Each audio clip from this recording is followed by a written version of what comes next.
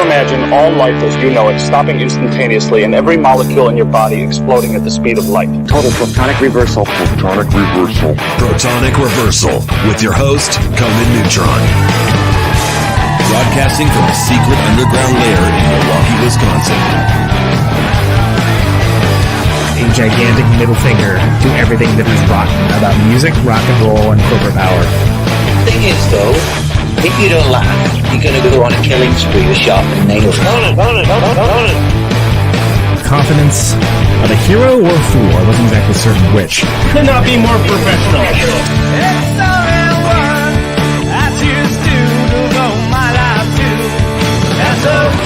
It means something. It means something.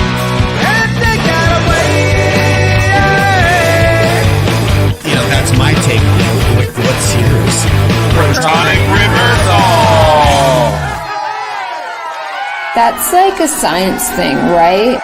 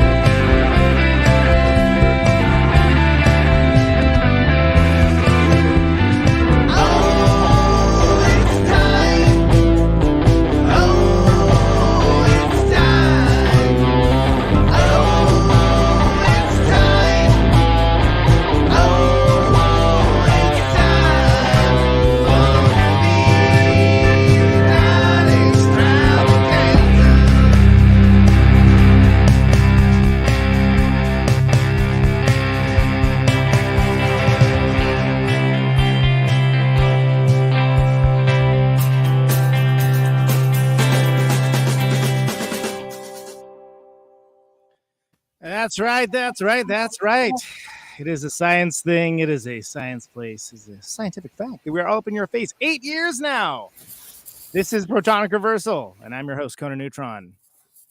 Tonight is the 8-year anniversary of Protonic Reversal. That's right. 8 years ago, I walked into a studio, turned the mic on, started talking, and hoped for the best. And here we are. So I wanted to celebrate this momentous occasion, episode 291 of this very long-running one-on-one interview show, with something really special. Special enough to break format completely for a crossover with Movie Night Extravaganza, aka the best movie show on the internet, where I'm lucky enough to serve as a co-host. And what movie? Why, one of my favorite comedies of all time. This is Spinal Tap, featuring a murderer's row of some of my favorite Protonic guests: Jerry Casale of the legendary DEVO, Brian Teasley, Manor Astro-Man, CHRIS Murphy of the mighty SLOAN. Something fun, something different, something kind of cool. And if you didn't know any of those things, and you're just here for the guests and are very confused, well, just wait, because it's a fine line between clever and stupid. So, without further ado, let's cross the streams. Forrest, take it away. All right, what's going on? Welcome to episode 81 of Movie Night Extravaganza. Yeah, we have a whole slate of guests to talk about Spinal Tap tonight. I don't know who wants to do the intros. I really hate doing that part, so I feel like since it's You have any trouble? Just let everybody wonder. Yeah, well, I think at this point everyone probably knows who I am, so we can skip that piece of it and get to the well, all right. Well, I'm also joined by J. Andrew World, illustrator, artist, magnificent specimen of a man, hunk of a man, really. Both sexy and sexist. Yeah, that explains my No Girls Allowed picture that I finished today. Yeah, exactly. I appreciate you dressing up for the occasion, Andy. Yeah, I know it was a special day for Conan, so I thought I'd sit on my suit jacket to have a good line. Exactly, as we established from broadcast news. That was yes. So watch for the sweating, and exactly. All right, also joined by Kristina Oaks. Kristina on Twitch. Good friend, fourth mic, tonight we have like, you know, nine different mics going on. We're passing the mics around. Yeah. Like the Dutchie. I was gonna say, apparently in celebration of the Beastie Boys, check your head being 30 years old.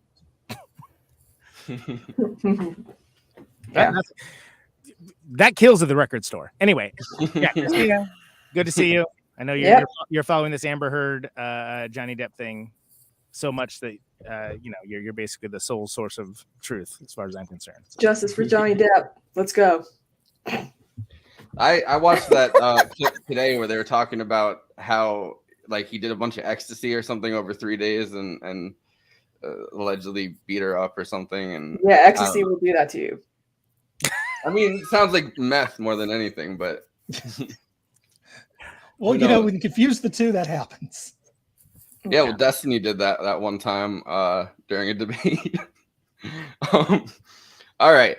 Also joined by Erica Strout, Georgia-based filmmaker, you know, musician, plays with Conan, Neutron, and the Secret Friends. You know. Yeah, you know. Hi. You know. Thanks for having me on this one. This is a special movie and a special episode. I'm happy to be here. I'm stoked to have you. It's this is going to be great. It's really funny that all the people that I'm so excited to talk to, none of them are on the screen right now, but all the other people that are in here, I'm also very. You're not excited to. Okay. I was gonna say there's just so much. There's so much to talk about and so much to talk to. So I think Forrest, we were talking about maybe like playing the trailer and then bringing on Jerry. Yeah, let's do it. Awesome. Because I know you like to play the trailer beforehand. That's a thing that this show, Movie Night Extravaganza, Protonic people that should be paying attention to this show and don't, should subscribe and like and do all the things that you do on the internet. Thank you. Clearly, that's why this has no crossover before this. Through 2 decades, 17 classic albums, countless unforgettable concert triumphs, they changed the face of British rock music forever. And the best part is, they're back. Get out there, you're on! Now, they're on the verge of the greatest comeback of all time. Rock and roll! This is their Go moment. right straight through this door here, down the hall. Yeah. Turn right. Their time has come. Rock and roll! Any minute now. Any second. Hello, stage. I think we're lost. A little jog there, about 30 feet. Jog to the left. Get ready. Get set. Direct from hell, Spinal.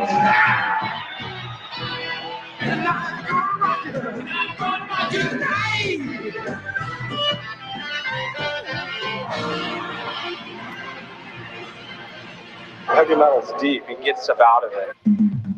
My name is Marty DeBerge. I'm a filmmaker. One man dares to probe the hidden secrets. I was just pointing at it. Well, don't point even. Don't even point. No, it can't be played. Never. I mean, can I look it up?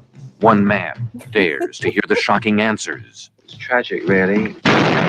He exploded on stage. To questions like, is the world really ready for Spinal Tap? You put a greased, naked woman on all fours with a dog collar around her neck and a leash. And pushing a black glove in her face to sniff it. You don't find that offensive? You don't find that sexist? Well, you should have seen the cover they wanted to do.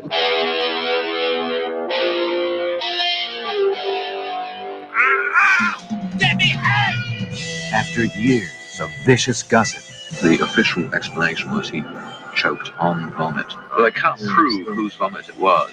years of ugly rumors, It's a passing day. This is a fact. And you are Spinal Tap? Oh, what's going on here? Hi. now the vicious, ugly truth can be told.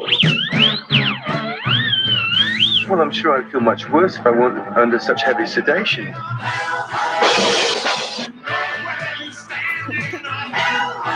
Tap into America! From the place where eardrums go to die come the living legends of rock and roll lunacy. This is Spinal Tap. You know, it's like Hemingway said, you know, remember them as they were and write them off.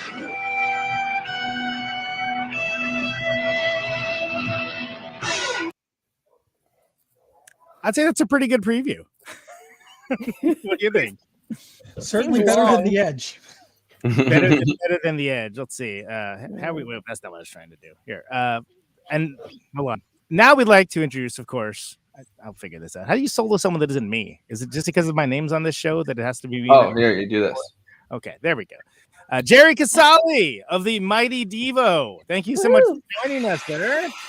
Can you hear us? Everything okay? Everything good over in Devolandia? I can hear you. Yeah. Fantastic. Yeah. I love having you on this, and not the least of which is because Devo had a real life Spinal Tap moment, where they're trying to find the stage, and it just constantly the bit, it just keeps going and going. That actually happened to you guys, right? More than one. Yeah. and like the way they play it for Spinal Tap is Devo. Yeah, I was gonna say there's more than just that, right? Exactly the same. The sound is the same too. Yeah, exactly. I want to have. All right, let's see. This maybe. I don't know. There we go. Is that better? I don't know. I'm trying to. This one's usually the one I go with, but yeah. I want to see that. Well, it's 17. It's Hollywood Squares over here. I want to have Jerry. What I want to do. So We need 3 more people then. I know. Apparently. yeah.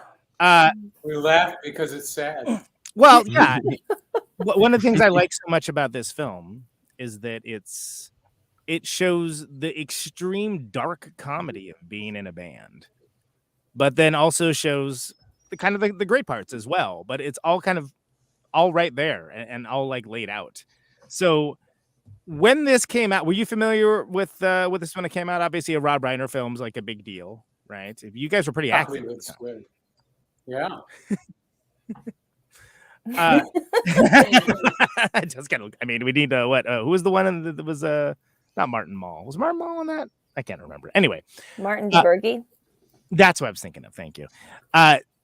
So, would you agree, Jerry, that it's kind of like just as much documentary as mockumentary in certain ways, as far as like the interpersonal relationships and things along those lines between the members of Spinal Tap? Uh-oh. Is it me? I don't know. Maybe moving all these panels I can around, hear you. you froze them. Oh, no. Okay. Jerry? Or connection. Oh, okay. I know that. And you may have been asking. Yeah. Yes. Yes, I think I see. I saw.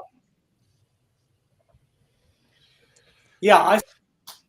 Well, see, this is Spinal Tap. This is. Somebody said I saw 5 black screens, and now you're back. Okay, great. Yeah, this is a very Spinal Tap moment, right? Yeah, you're very. It's very true. The weird thing about StreamYard is you see everybody else's black screens when it's you that's going out, or when it's you that's frozen. So it seems like everyone else is like the issue, and then you realize it's you. Well, okay. So, Jerry, are we black screens, or can you talk about Spinal Tap with us, because that's sort of the conceit of this bit? So, oh no, damn. All right, lovely. Okay. At least we were punctual. Oh, dear. Punctual is important with a rock band for certain fans. Yes, indeed. Yes, indeed. The punctuality, right? I love the scene where they're trying to get to the stage, and they keep getting turned around. They're going this way, they're going that way, and they're going the other way, and they're going this way, and it goes on for seemingly forever. And they're like trying to stay pumped up about getting on stage to play and everything, and it's just it goes on for like almost like a Lynchian amount of like torturousness, and I'm for it. Am I the only one there? I actually have a recurring nightmare of getting stuck backstage trying to get on stage. Oh, really? Yeah. I sometimes it's just like that's the entire dream. Sometimes I might get lucky and find outside, and then I can't get back inside because we're locked out at that point. Right. Well, you guys remember do some shadow work on that one. Do you guys remember when when I think it was Ben Carson at one of like the Democrat or Republican debates. I mean, got stuck backstage. Him and Trump. Yeah, him and Trump got stuck backstage and went the wrong direction or something like that. And everybody else was on stage waiting for them, and they were kind of just backstage facing the wrong direction. Yeah. which is pretty great. Oh, that's amazing. Oh, I think it's on. Murphy of SLOAN. How do you feel about that? About the backstage scene? Have you ever been in that situation? Am I on? You are on. Yeah. Hey, how do you do? What was the question? Sorry, I was looking at my notes. Sorry, what? No, that's fine. You're being a mensch here. I can throw in Brian as well because this is apparently just chaos. I don't know, but we're talking about when they're trying to get to the stage. They're trying to get to the stage. Oh yeah, well that's one of the quotes that the reason I'm here. I play in a music group called SLOAN, and I don't know if I need to explain who I am, but anyway, yeah. So being in a band, I've been in a band for 30 years. By the way, my first tour was about 30 years ago exactly, and Check Your Head was just out. That's all we played on the first tour. That's how old we are. But yeah, every time you're looking around backstage, you say hello Cleveland and all that whole thing. There are a whole bunch of ways that this movie is terrifying for career bands. It reads as a sort of playbook of what not to do. I almost think it kind of took the fun out of rock and roll for people. Well, for dummies, like for like, it kind of, for I think people like Nirvana or like these people who are kind of my bands who are my age, they would have seen this movie and just thought, we have to do the opposite of these morons. And I think that it sort of created a more sort of self-aware rocker, unlike these kind of guys. But, the sort of hair metal and all that kind of stuff of this is 82. There were still all kinds of bands that were not very self-aware after this that continue to be dummies. Sorry, I don't know what there still are. Sure. Yeah, there's still plenty. But I feel like all that, all those big grunge bands of the 90s, all those 90s bands had seen Spinal Tap clearly and were sort of not behaving like morons anymore. And I think they were less sexist and less stupid and that kind of. I think those kinds. You're an optimist. Well, I think there were a lot of cool bands, well, before this and after. But anyway, you sort of asked me a question. I don't know what I was going to start with a little thesis about things, but sorry, carry on. I'll just be a panelist here.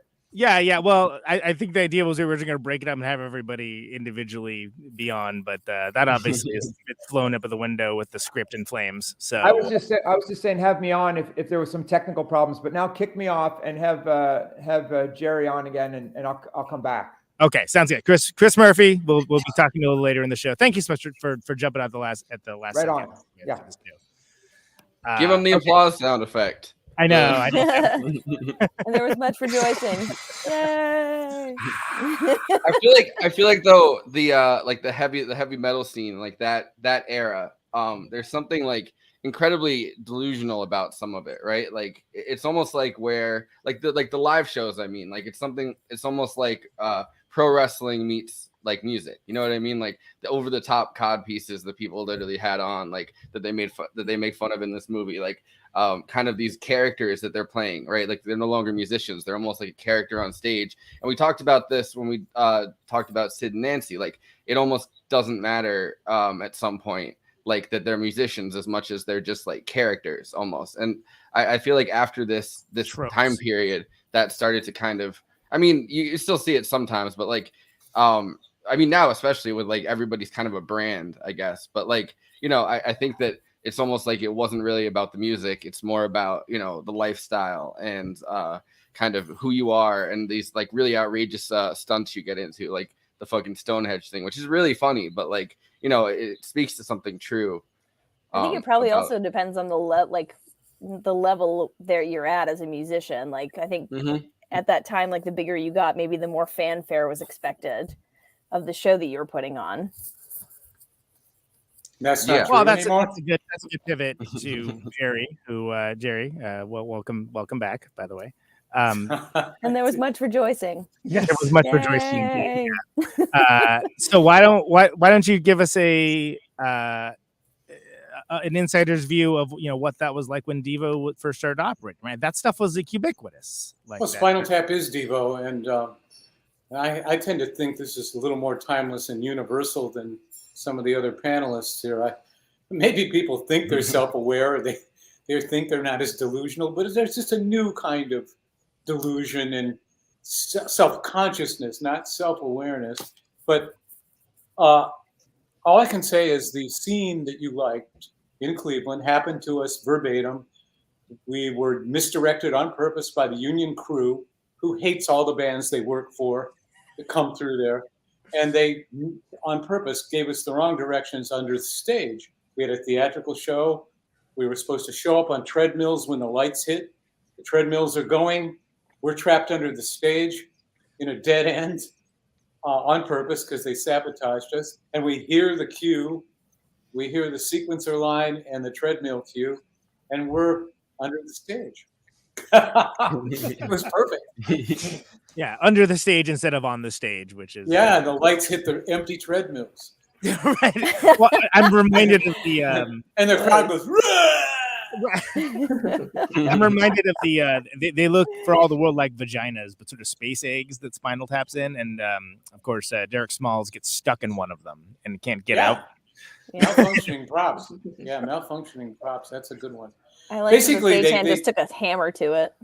Yeah, exactly. The crew's like, all right. Blowtorch. They finally get it open. It's just at the end of the song, and he has to go back in it, and then it's incredible. Yeah, they definitely loaded the script with every possible joke that rings true still today. They put them all in Spinal Tap. That's why it's as funny now as it was then. The way Strangelove, Dr. Strangelove, is still as funny as it was. There isn't really, I don't think there really was a script for Spinal Tap. Like they kind of improv'd a lot of it, which is kind of, I mean, obviously they're making all these references to things that actually did happen and like, like the drummer bits or whatever.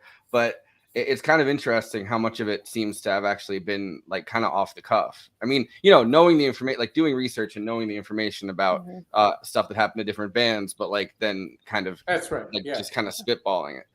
Yeah. But if you look at the careers like of those actors since then too, like I mean they're all like improv masters. Like that's definitely a big strength of theirs. It's one of the secrets. Not so much of a secret, but it's one of the reasons why it works so well, right? So, yeah. Like 2 days ago or something, the Better Call Saul last season premiered, and Michael McKean is Saul's brother in the first few episodes of that show, and like it's not a comedy role. Like he plays it incredibly seriously. Like he uses his regular voice, obviously, and he's the brother that like has agoraphobia and thinks that if he goes outside, like the radiation's gonna get him or whatever. And he plays that role masterfully. And I completely forgot that he's the same actor in Spinal Tap. Because I saw Spinal Tap so many times as a kid. Yeah.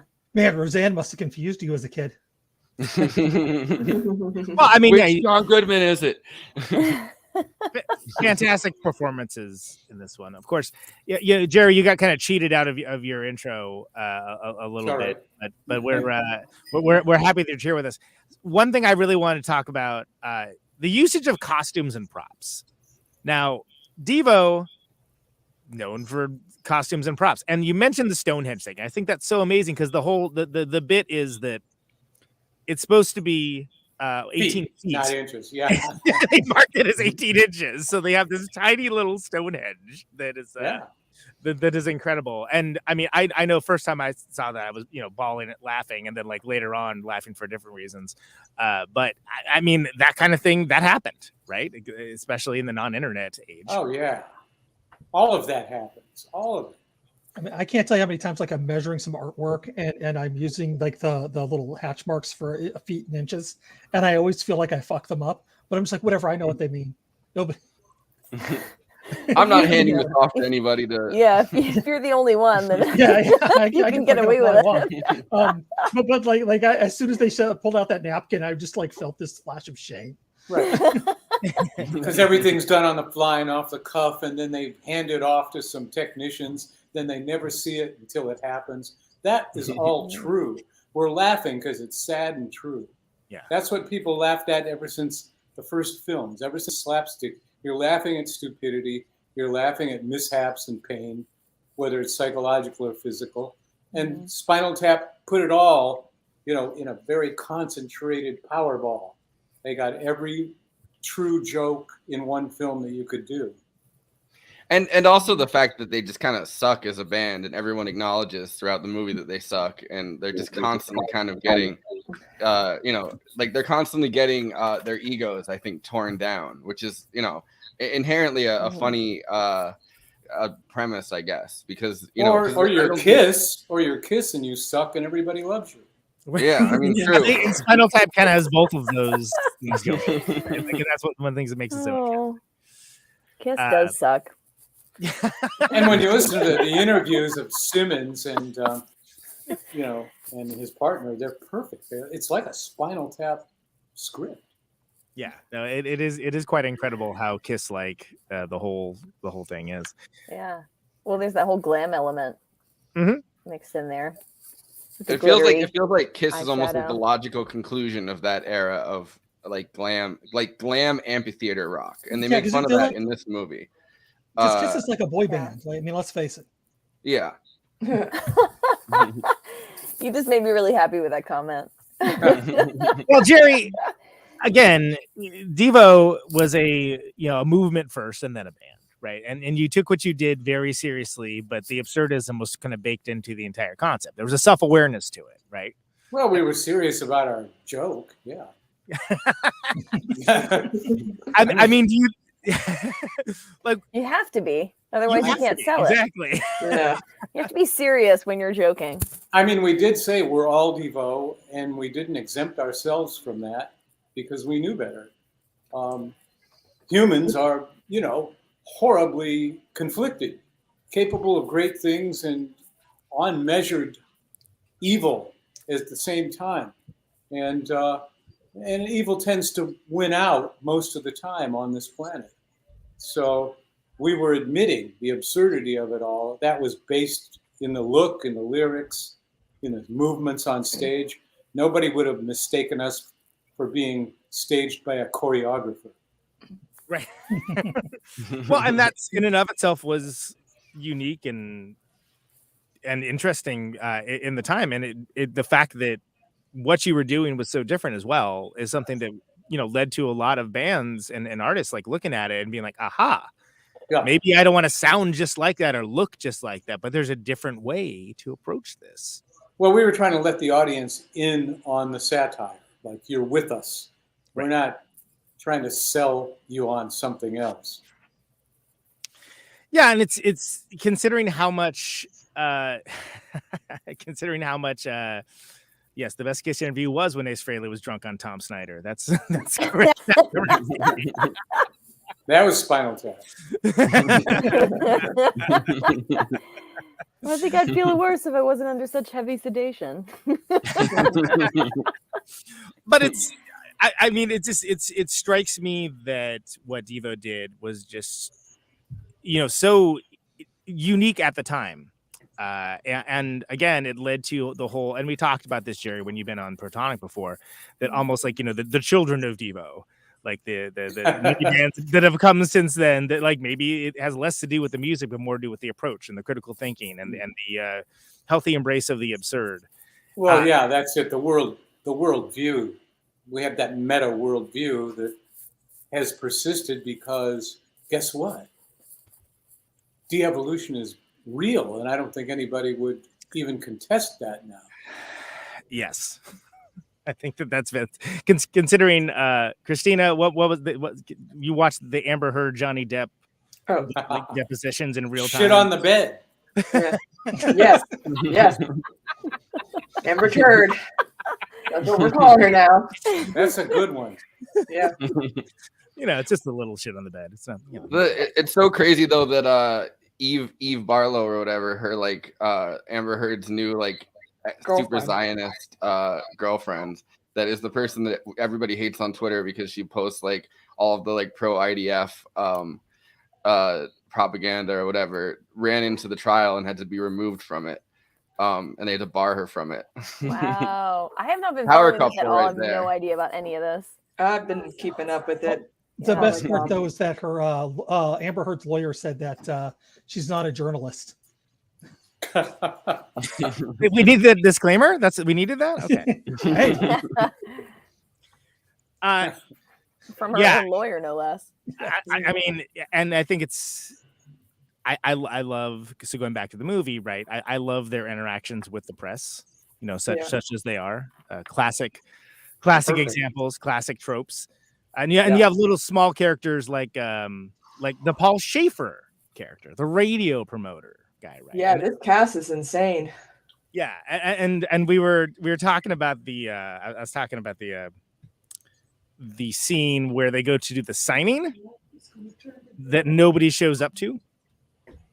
And then that's and I was talking about it with Brian earlier, and that's such a trope of just like, oh, they're working hard to do something, you know, like where there's going to be, oh, the fans are going to meet Spinal Tap and they're going to sign records, and it's just played completely straight.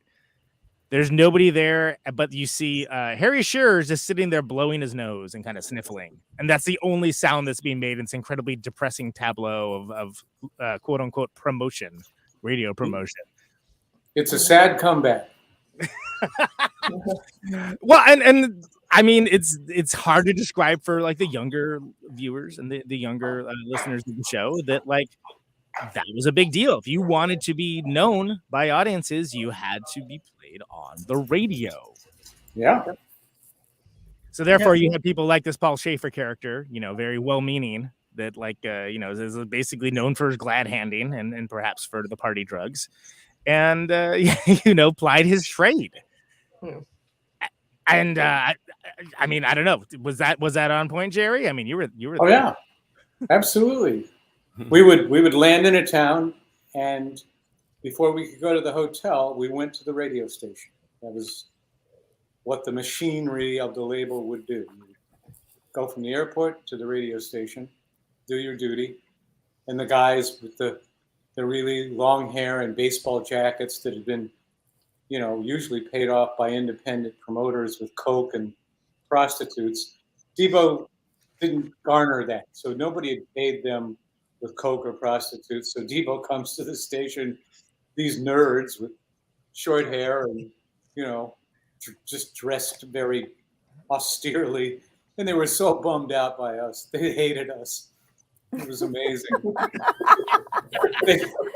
And then when Whip It became a hit, then they started to change, but then we ruined that too, because they'd go, hey, Whip It, hey, or they'd make the whip crack. Oh. And then it's like, okay, you guys want to talk about S&M? And I go, it's really not about that. And then they just frown, like, what? Not about that. Get this guy. My mom wanted to say she's a huge DEVO fan too, so I was like, "Yeah, I'm hanging with a guy who's lead singer DEVO." She was like, "Wait, what?" She's like, "I remember when like the music video premiered." I'm like, "I forgot that you're like." My mom was there when like MTV first started and all of that. Yeah. So there's just a lot of history. What was that? 81 when Yes. MTV started? Well, MTV 81 went national franchise. They had 3 stations the year before that in 3 cities. And they were playing, they didn't have any content. They had 4 DEVO videos. Radio killed the video killed the radio star. Yeah. And Ashes to Ashes, the David Mamet video for Bowie. And they would Mamet do that one? Are you kidding me? Yeah. Really? Yeah, and they would just rotate those videos. And they go, we can't pay you, but we're going to make you big stars. And then, of course, what happened? What happened was when they went franchise national with American Express money, suddenly they tied their playlist to the top 40 FM station playlist. And no longer did videos or original stuff matter at all. No matter how cool the video was, if your song wasn't in the top 40 rising, you weren't going to get on MTV. So that's why you started seeing every video looking alike, like it was factory stamped. Like, here's the pissed off girl who throws the glass. Here's the flowers that break on the floor when they were really made of ice and glass. You know, sounds like the November Rains video. Oh, 1,000 of them. If the base fits. Yeah. I mean, yeah, and you're no stranger to the format as well, because one of the things that, you know, if folks that are avid devotees will know, but maybe the casual fan might not, the video element was huge to what you guys did from the very beginning. And it was such a nice confluence of there being a time where the freaks were let in for a minute and a half, right? And then you know, there was a moment. There was a moment That where was it. Yeah, and that was about the long and short of it. No, I mean, we were the geeks who actually thought we were making, you know, music-driven short films. That's what we were doing. There was no MTV, so that was our big idea, and it got reduced to promo that was basically worthless, couldn't be monetized. Yeah, they were incredible though. You guys did a great job on those. At least they were real, and they were done for no money, because we weren't getting a big hunk of money to do them. We would do them ourselves. Yeah, no, they're very enjoyable. They are, and they were very ahead of their time too. Like things like I'm thinking back to you know, the video that had like the sort of like super saturated color. Was it Girl You Want? I think that like we reversed the phase on the color on purpose. Yeah, it was like a video mistake that we saw, and we said, okay, we're doing that. And I love that kind of, and to have them all, and they're in the, I'm sure they're just on the internet wherever people find that stuff. But I love that was for free. There's a DVD too, though. There's a DVD that has all of them for people that enjoy physical media. If I had the DVD, I guess they do Blu-rays now, right? Sorry, I'm dating myself. If I had the Blu-ray for Spinal Tap, I could have seen it with the commentary track where they do it in character, which is astounding and basically a separate movie. And I guess that's on YouTube too, which Forrest had to show me. That's good. Yeah, that's like when R. Kelly sat in the empty theater talking about Trapped in the Closet. It's amazing. It's Spinal Tap. You know what? I never would have. Actually, a really good point. Yeah. I never would have thought we'd be talking about Trapped in the Closet tonight. It's a soap opera. No, a hip hop. When I go to the closet, I'm in the closet. Fantastic. And then we're trapped in the closet. How about when this preacher's coming back, I'm going to catch him, and he goes, "Baby, I'll jump out the window." She says, "Oh no, baby, you on the 5th floor." Now that's good. Oh man. They have the gay subplot, then they have the subplot like with the you know, the little person involved. They got it all. They have so like, I remember watching it like a really long time ago, and every single time I was surprised. Like they would end it on that note, and I'd be like, "Oh, what's gonna happen?" Like you cannot predict what's gonna happen next. And then when he sings about pulling the Beretta out of the dresser, he in the commentary track he goes, "Now a Beretta is not my favorite weapon, but I needed something to rhyme with dresser." Come on. Clearly, yes. I mean, that's some David St. Hubbins business right there. It's incredible. Beretta, I like his his fade out too. Always, yeah. You can sell it around Beretta. I like Weird Al's version of it where he did Trapped in the Drive-Thru. And he did his own version of, I mean, it's like 11 minutes or something, but he did his own version of like an episode of it where he's like talking to his wife about going to get food, and then they can't decide on something, so they end up going to McDonald's and getting trapped in the drive-thru. And Weird Al. And that's Spinal Tap too. It is. It is. And Weird Al made, I think, one of the best Devo songs that you guys didn't make, which is Dare to Be Stupid. Yes. Which is astounding. Okay. Did he ever contact you guys about doing like an homage or anything along those lines? No, he didn't. He just did it. He didn't ask for the rights. No. Yeah, because it's a parody. Yeah. Yeah, you're allowed to do that. Yeah, style parodies are a little different. It's way better than his They Might Be Giants one he did. Yeah, I don't spend too much time thinking about Weird Al. I'm sorry. That's fair. Well, I mean, it's, you know, it's in that, I mean, you call yourself Weird Al and you do parodies. That's easy. That's in that kind of like Dr. Demento world. It's goofy, you know, and that's it. Like, I'm goofy. I'm being goofy. Watch this. Shaving cream, you know, that's a classic Demento. Yeah. Those are especially great, especially when you're a young boy. Those are especially great. I can't speak to hearing them now necessarily, but what makes Spinal Tap so great is it always stays above that high-end satire, above parody and silly, you know, geeky jokes. It doesn't let you off the hook. It's really good, and that's and I think that it's kind of almost understated in the sense of like, you know, I mean, the you know, bands at that point, because they're a band that just kind of in the movie anyway have done a whole bunch of different styles, right? Like they show you the hippie turn that they were doing. They show you like so they kind of are looking for their sound the entire movie, but they're also kind of like understated in a way. You know what I mean? Like it's not like you feel like these are actual musicians that you're looking at. They don't play the laughs. That, you know, like I think like Dewey Cox, like Walk Hard, that movie like goes out of its way to make it as over the top as possible, and that's a funny movie. But I like that Spinal Tap didn't do that, and they kind of make it so that it's almost like it could be. I mean, it's ridiculous, but like it almost could be like an actual rockumentary. Yeah, where Walk Hard's kind of campy in that way. And Spinal Tap avoids that. Yeah, I'm glad you brought up Rock Hard because it's exactly, you know, aesthetically in terms of comedy, the other direction. And it's easier in a way. The running gag about, dude, you don't want to do this drug. You don't want nothing to do with this, dude. It'll make you feel real good, real powerful. Why wouldn't I want to do that?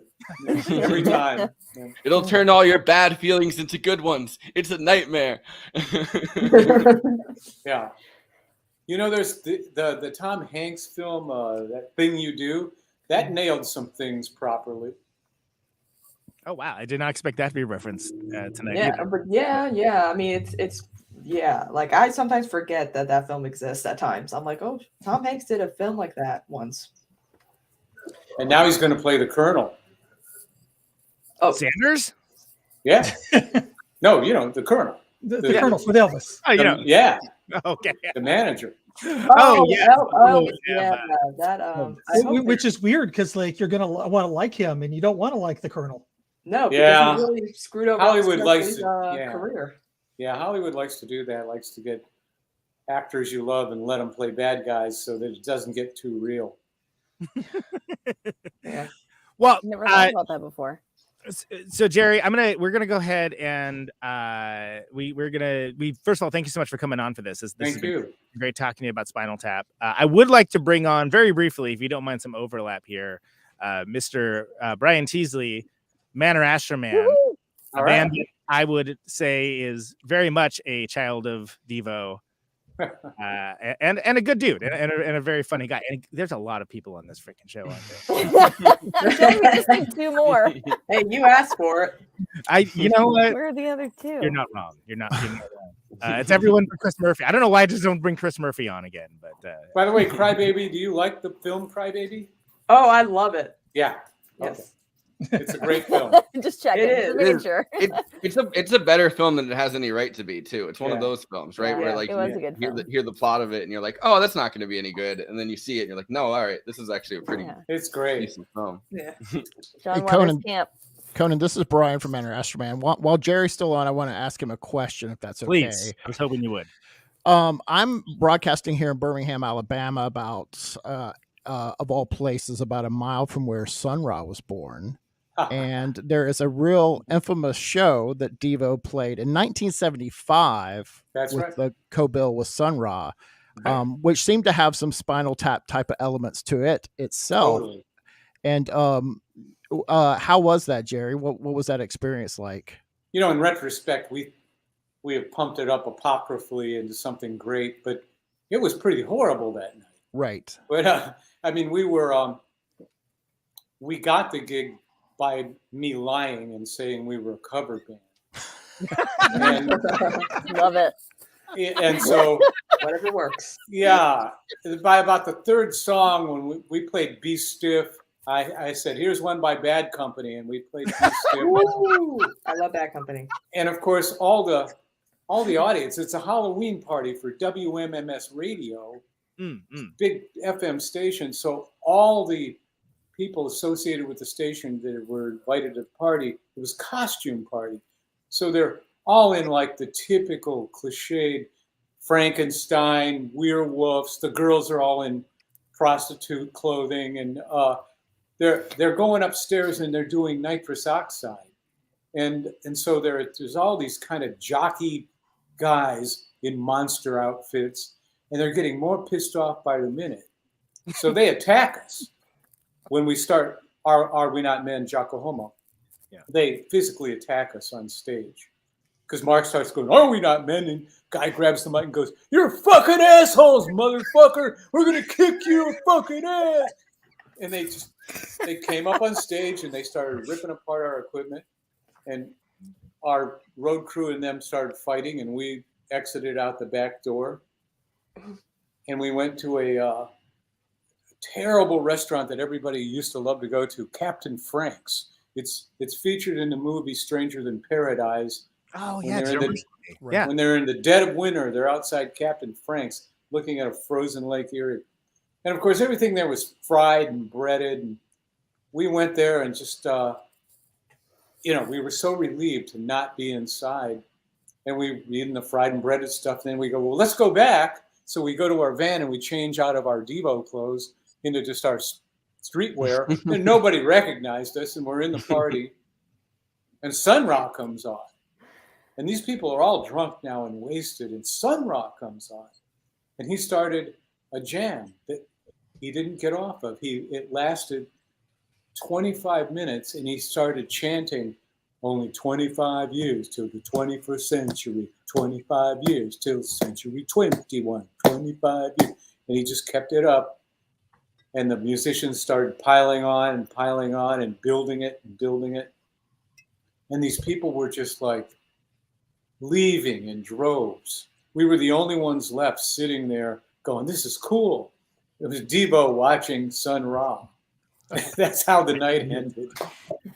That's it's sometimes it takes a lot more bravery to drive an audience off than to keep them there, and that sounds like the right audience to do it to. So I love the fact that you guys and Sun Ra were on the same bill, regardless of what happened. Just however it happened there. Yeah, exactly. Yeah. Brian Teasley already providing value for the show, by the way. Well, we weren't worthy. We shouldn't have been allowed to for Sun Ra. Well, I have to say, I don't like Dare to Be Stupid either. And I'll tell you why. Yeah. And it's kind of like cheap shot. Well, it's kind of the difference between do you know Bad News, which was the guys in the young ones kind of predated Spinal Tap with Bad News in '83. And it's the most crass, like it's great in its own way, but it's crass. It's very surface level. Whereas Spinal Tap, what makes it great is there's this universal element of, regardless of how big your band is, you can relate to, there's a universal element to everything. And there's actually, not to sound super pretentious, but there's just this, pathos to, especially Nigel and David, the connection between the two. And it's kind of the same with Dare to Be Stupid and Devo to me, because Weird Al's just like, oh, these guys are like wearing matching outfits and there's a French fry going in a donut or whatever. And there's nothing of that biting social commentary. Like it completely misses the point. And out of all things to parody, it seemed strange. Well, we made it easy for people to make fun of us on purpose. Sure. And you can parody anything. I mean, no matter what it is, but right. I just wanted to agree with you on that point. Cause that one always was like, just because it's not even a Devo song either. It's like most of the time he will get the right. Stop sucking up, Teasley. Oh, no, I'm not sucking up. I had to agree. Shots fired. I don't like it. It's so trivial. He's trivial.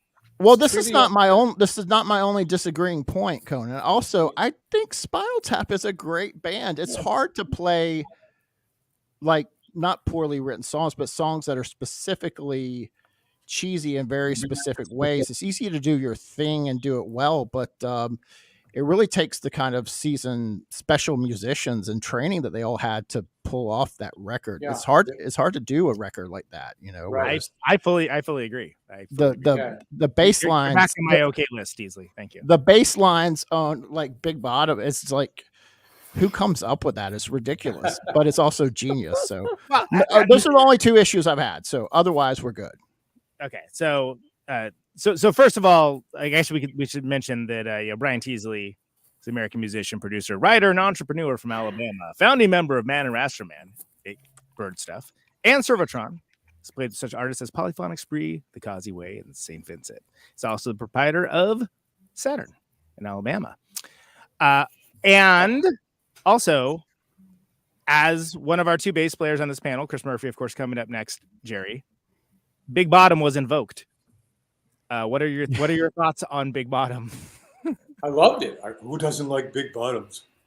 I mean, he's whatever was said was absolutely accurate. That it's not just bad. These songs are coming from a place where they truly understand what they are making fun of in a substantive way, and it's the smartness of the comedy that makes you laugh and keeps you watching. I mean, Spinal Tap's a smart movie. And before I go, I'd like to vote for a movie that nobody knows how smart it is for you to include in the future. And that Sweet is Smell of Success? No, Beyond the Valley of the Dolls. I love that film. Yes. Yeah. Listen to the music in that. Yes. Would you come back on and talk to us about that movie? Oh, yeah. Z-Man Ronnie Barcel, baby. Jerry Casale, thank you so much for coming All right. on. It's such a big Thank you. honor to have you, and we don't take it lightly. And oh, shoot! I totally forgot. I'm supposed to mention you have a new record. You have a new record, newish. Yeah, record. yeah, it was just it's kind of new. It's like it's the Jihad Jerry record with new stuff, and New songs on it, including some of the old ones. But Jihad Jerry and the Evildoers on red vinyl, including my latest song and video, I'm Gonna Pay You Back. Which is great. I'm truly happy with the video. I did it with Davey Forrest, the CGI artist that uses AI programs to mess with live action. It's worth seeing. You can see it anywhere on YouTube. I'm Gonna Pay You Back. And you can get that at the website. We'll put that in the show notes. It's great. So I recommend that people, especially devotees that may or may not have the best searchable skills necessarily, check it out and buy a copy, because it's nice talking to you guys. Really nice talking. Thank you so much for doing it, Jerry. Bye-bye, everybody. Bye-bye. Thank you. Bye-bye. There he is, Jerry Casale. He was happy to put those headphones down. Just like, I'm out of here. Yeah. Look, I'll take what I can get. Right. No. Hey, and congratulations on your 8th anniversary. Thanks. Yeah, I have to do the most labor intensive and bizarre thing possible. I don't want to forget how long you've endured this.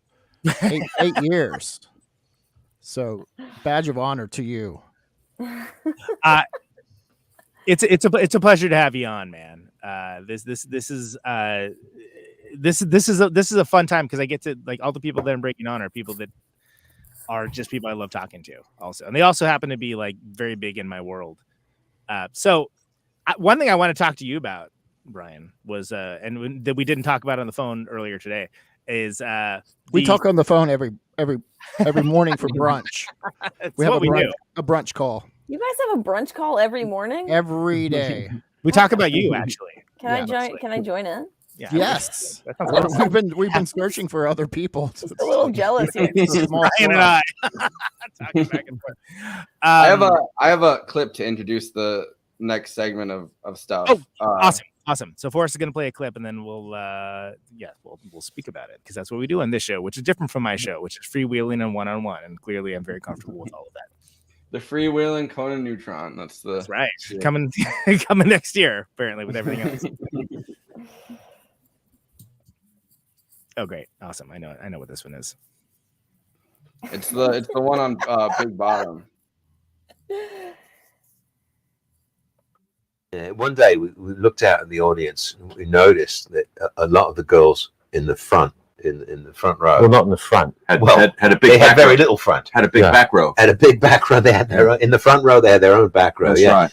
And I don't know what it is about this group, but we do attract the larger posterior woman. Since this song was written, this is. Oh yeah, and I'm saying like before an that. advert. Like Before that, it was what inspired that was the fact that a lot of our fans were sitting on a great deal. Yeah. And we were part of that deal, I think. Yeah. Well, I think it's fair to say that if I have one real contribution that I've made to Western civilization, it's that riff at the start of Big Bottom. It's iconic. It's and that's what riff are you talking about? Yeah, the iconic one. Yeah, it's iconic. Except you didn't come up with it. What are you talking about? David came up with that. He played it on guitar, and then you played it on bass. No, not quite. No, historically, I think he's right. I think he did come up with that. Then he played it on guitar, and then I learned it off of him. That was me. Yes, that's what happened. That was that's right. That's right. Fair enough. It's Yeah. iconic. No, But it's always nice to do a show, look out in the crowd, and see women with large tushies. I think that's an American term we've learned. Yeah, tush, touche. Yeah, it's a French word for. I think bottom. that we were actually ahead of our time. We always and have behind been. everything else. Yeah, ahead of our time, behind the curve. That's right. Yeah, but who's the one who did "Baby Got Back"? Right. So Mix-a-Lot. That's that rib commercial, right? No, it's before that. No, not Baby. No, you're thinking of Baby Back Ribs. No, Baby Got Back. Yeah. And that was like years after. Ripped us off. Ripped us off completely. Yeah. Yeah. It's not the first time. Did we see a penny from it? No. We saw one dime. And so no. So that's 10 Yeah. pennies. Yeah. But the great thing about this song is I think it puts a picture in your mind. So when you hear that riff, you hear that song. You see it. You see them jiggling. Yeah, I think any good song really does that, where it evokes an image, and in Big Bottom, it's really right in front of you. It invokes it and it revokes it right in front of your face. And of course, musically, for all your musos out there, you can hear there's 3 basses. Yeah. Oh yeah. And a lot of bass keyboard, and mainly the bass drum. Yeah. At Live, we had 19 bass players. It was an odd number. That's all I remember. Yeah, 19. There was a lot of them were pretty odd. Yeah. No, we had some serious. You can't have too many basses, really. No. If you think about physically, you cannot overload the bass spectrum. No, it's impossible. No. And people, historically, this goes way back, love hearing low sounds. It's like whales and orangutan and various creatures of the night. They love a low sound. Whales are creatures of the night. Well, what do you think they do? Well, it's always dark where they are. Yeah, so that's they're what I under mean. water, but that's not night. It's not always dark because they swim near the surface. No, and it's light. Not very No, much. they don't. No. Huh? Only when they know there's a ship full of people watching them, then they come up. Breach. They take the close up. Yeah. So that's pretty much a story of Big Bottom. Yeah. It may be the single most covered non-hit in the history of rock and roll. Wow. Yeah. That's quite a distinction, isn't it? It's a distinction without a difference. I fucking love these guys. Amazing. Vampires, whales, both creatures of the night. Yeah. Creatures of the night. Well, it's always dark where they are. I don't. I like that they did the kind of looking like shit part of stuff, like where they didn't try to like spruce themselves up. They just put on the old wigs that don't look realistic now. You know what I mean? And just like went for it rather than kind of trying to like recreate their look from the 80s. Yeah. We had a double bass at one point, a guitar with 2 necks, basically. There was the EVAC tour, right? Yeah, and there was that was kind of the second lineup of our band, and 2 of the guys, both on stage right, Sky Ritchie and Rob, our bass player, looked very similar. So instead of doing like, let's have a song with 2 basses, because there was 2 bass parts in the song, we had them just kind of Ritchie reach over Rob and play the top neck while he played the bottom neck. And I didn't really realize until I saw a video on YouTube. It basically, because they look so similar, it looks like somebody in a weird astronaut jumpsuit having sex with themselves while playing the bass guitar. It's pretty creepy and also enjoyable in a strange way to watch. Much like that exact scenario, I'm sure. It also Yeah. looked like the goddess Kali. I will also say, like, as someone that saw those shows, and like I was for that as well. And any bass scenario that involves you looking like the goddess Kali is well, obviously It's arousing yet bass solo-y. right. Exactly. Exactly. You know, the part about Spinal Tap that I really relate to is the Air Force. Oh my God. The So Air good. Force gig where you're just like completely, and you know what happens often? Those gigs, you know, even if you're a small, modest, trivial band like we have been over the years, every once in a while you'll have a weird money gig that will come up, and you're like, should we do this? This is going to be torturous, but also, we'll probably still cash the check. And we did one. The worst show I've ever played was this show in 1999 at a Linux convention, and like The out in operating Silicon Valley. system? The operating system. Oh my God. And we went out there, and I was like, and it was like a big payday for us. And I was like, okay, but here's the thing. I'm not even going to put enough effort to like take drumsticks out. We're just going to send them our, you know, everything we need to play and make them get it, because I don't even want to do this, but we'll do it. So we show up, and the guy, you know, and the Linux logo was this penguin with kind of a scarf on. It was a weird logo. It was a cool idea because it's this open-based operating system. I guess it's still around. And the promoter guy comes out with these, like, you know, that was the 90s when everybody wore like an XXXL t-shirt, even if you weighed 140 pounds. And he was like, hey, can you guys wear these when you play? Like, we don't really all want to be wearing Linux t-shirts while we're presenting our band. And everything was wrong about the equipment. Like, I'm talking about to the point where the drumsticks they got were like timbali sticks, and they were like flexing when I was hitting the drums. And then he said, okay, I'm trying to decide if you guys are going to go on before or after the Bill Gates impersonator. And so we went on after the Bill Gates impersonator, and this, like, it looks like that military base. Like, the tables are 30 yards away. Nobody knows who we are. Nobody cares. And we're too loud. And his introduction to us was, that Bill Gates impersonator was pretty good. I don't know if these guys can top it, but they're going to try. And I was like, wow, that's a vote of confidence. And then the equipment wasn't working. And it's the only time like a couple of us have just left stage and ended as like a two-piece. And we went back to the hotel, and it was like one of those old hotels with two shared rooms, two of us per room. And Friday the 13th Part 3 in 3D was on, and we all sat on a bed. We all sat on a bed together and watched it and didn't say a goddamn word. It was the salient point is it's in 3D. Right.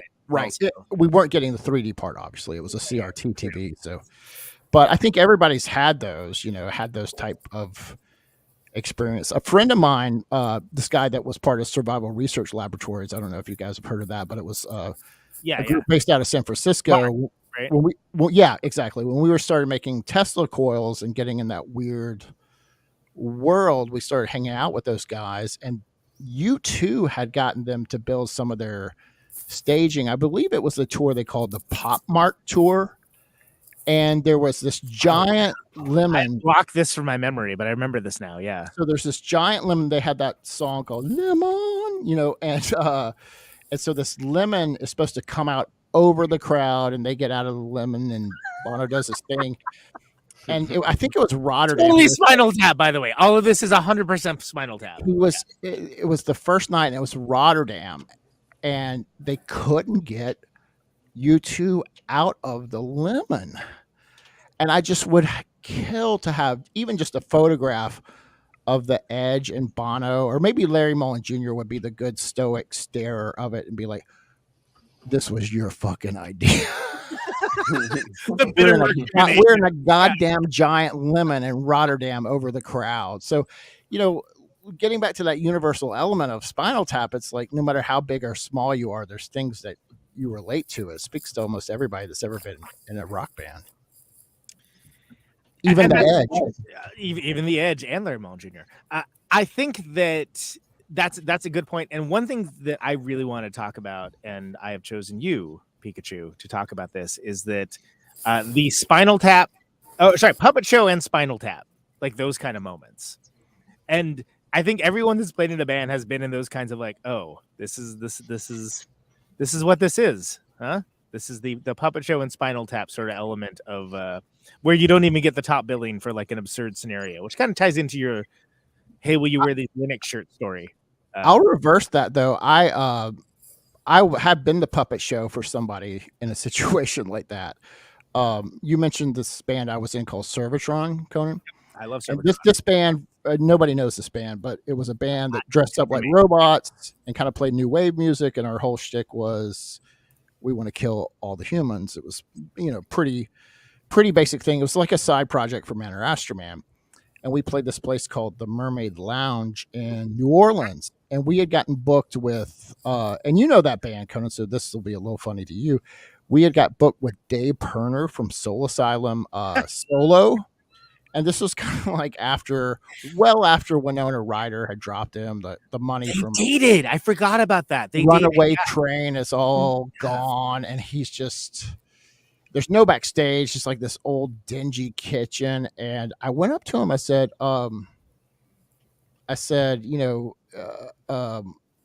we'd like to go on before you, because he was actually going on before us because we're kind of an opening band. We're not really a headliner. And he's like, no, it's okay. He's like, and I was like, well, I want to tell you one thing about our band. We're robots. And he's like, oh, okay, cool. And it's like, no, like we're fucking robots. It's like, and then like the 10 fans that we had there were these punk kids that were heckling him the whole time. It was, and he ended up making with some rough looking bartender or something. It was a sad night for Dave Perner. It was a glorious night for me though. So I've been the Puppet Show is my point. You've been the titular Puppet Show in that situation. Right. I think I actually have a do we have a Servatron? I can find a Servatron. Well, please don't. Picture. No. I think picture. Yeah, that's fine. Yeah. We're not don't worry. We're it's not going to get that produced. But I appreciate when I say that, like the Spinal Tap plus Puppet Show, like just the absurdity of being in like a bizarre scenario, right? A bizarre scenario where there's crazy things going on, not necessarily rock and roll oriented. There you go. There's some Servatron for you. Right. We're fucking robots. So imagine the fella from Soul Asylum and this band. And that's the bill. So that sounds like a great bill. Yeah, it's a bill for. Hold on a second. Let's put this. It's no Sun Ra and Devo. It's no. What is really? So right. Like, so what's funny is I can totally see the scenario and the absurdity and like the awesomeness of it from both the Dave Perner standpoint and the Servatron standpoint. Like I would be into that, but I clearly have a healthy embrace of the absurd. But I think that's amazing. But it also, one of the things I like about the Spinal Tap plus Puppet Show is when they're making the set list, right? And like, oh, what songs can we play, without Nigel, without the Christopher Guest character? Because at that point he's quit the band, right? And so Derek Smalls, Harry Sure, says, tonight's the night, guys. Let's do it. Jazz Odyssey. Right? Does everyone remember the scene? Am I the only one that's like hyper? Yeah. No, I remember the scene. Yes. Yeah. Yep. Yeah. Jazz Odyssey. I think everybody's kind of had that night where like, who cares? Like, let's just freeform it tonight. We did a tour with Zingorilla one time, and they weren't happy a couple nights, and they went Jazz Odyssey on it. It was quite interesting. We've done things like that, but more self-destructive, where like we're just tired of being on tour. We played like the same song like 5 or 6 times in a row to see if anybody noticed, just keeping ourselves entertained. But I don't think we've ever done a Jazz Odyssey. I don't think it's actually possible for us to do that. I think we'd have to know how to play jazz, or some bastardization of jazz. So what do you? So Brian, you're incredibly thoughtful and clever individual. What are your thoughts with Spinal Tap? Like, what are some moments we haven't covered yet on this show about this incredible movie? Because I'm sure you have them. Well, I think it's it's obviously one of the early examples of, I'll call it a fictional documentary. Like mockumentary kind of sounds like, I don't know, it's gotten where it almost sounds a little demeaning for a film in a certain way. And people would say Christopher Guest is the king of mockumentaries, but it's got You such call it a rockumentary. You call it a rockumentary or a fictional rockumentary, but it's got such a I mean, it obviously kind of comes off like there's an influence of them seeing some of those like Maisels and Pennybaker kind of documentaries. Like there's a very like element of the pans that go away are very like Dylan's Don't Look Back, and so it's so real. There were other things like that, the Ruddles and like I said, all you need is cash. Yeah, like Bad News was before that, and then, I mean, if you get into bands like the Archies was and the Monkees, and then you have the you have like the Banana Splits and Alvin and the Chipmunks. If you start counting that stuff, I think Opie Taylor and the Andy Griffith Show had a band on one episode. So it's kind of a long history of fictional type bands, but it reminds me of this. I saw this documentary about the British synth scene in the late 70s, and all these kind of Cabaret Voltaire and OMD type Sheffield bands were talking about how they knew it was just kind of over when Gary Newman came out because he just did it better than everyone else. And I feel like that's what Spinal Tap is. It's just like the perfect film and the perfect culmination of people that are really, really great at their game, both with improvisation and musically, because they did ad-lib almost all of it to some degree. They'd have beats and points they'd have to hit, but like there's a certain kind of level of chops, just comedic chops that you have to get through that. And then there's also, I would imagine, and I haven't read this or know this, but I bet they had a lot of late night dinners where they're talking about the lives of the characters, and because they can't go against each other. They kind of have to have a basis of the origin story. So it's a juggernaut of a film. It really is. It's a comedic masterpiece. Agreed. Brian, can you hang out for a little bit? And Sure. I don't know if you got other things to do, other planets to go to, or anything along those yeah, I've got lots of things to do, like talk about shitty robot bands that I've been in. So right now, I'd also like to bring on Mr. CHRIS Murphy, a Canadian rock and roller, member of the Canadian rock bands Tons, Trans-Canada Highwaymen, and the Mighty Sloan. Also returning guest. He came on to do a very special movie, Edgar Wright. Maybe you've heard of it. Forrest, have you heard of this movie? What's it called? Scott Pilgrim versus the World. Goddamn right it is. I don't know what Scott Pilgrim has against me. I'm mad about this still. The movie came out 10 years ago. I'm still salty, y'all. Also, demand answers. Chris, you jumped in and helped us out earlier on. Yeah, that was terrible. I could barely hear what was going on. So I want to talk about being in a band with you, Brian, and whomever wants to jump in. I just want to talk about some of the things that as a band that we say all the time and quote from this movie. Obviously, every time there's nobody at the show, everybody the go-to thing is don't worry, it's not a big college town. Like, I don't know, do you guys find yourself saying that every time there's a shitty, like, there's nobody in there? Especially when it's in a huge college town. Yeah, I live in a big retiring town. Like, that's all Boston is obviously, the joke in the movie is that it's Boston and it's clearly only a college town. But we did that at a college show once. By the way. As someone in a band, like to me, that's just shorthand for there's nobody at the show. Like this, obviously, this is not a big college town because there's nobody here. The other line I really love is I'm the guy who gets mandolin strings in the middle of Austin. Yeah, that's the Ian Faith. The one town you can get mandolin strings. Okay. The Fred Willard line, I'm such a fan of yours, not of you and your records, not you specifically, but the rock and roll genre or whatever. So Fred Willard. I also really I like when he says he's like, oh, my hair is getting a little shaggy too. He has such good delivery with this. He's like people are going to start thinking I'm part of the band. Yeah, they're gonna mistake me for part of the band. His delivery on that is like perfect. Astounding. Yeah. Another thing that my favorite visual in the movie is the guy at the Jazz Odyssey. There's a guy in the audience who's got his head in his hand and the thumbs down sign. So it's so good because it's just the one guy and he's just like, it's the combination of these things. So like every time every time I do thumbs down, I have to put my head in my hand. It's just like that's the most iconic tableau.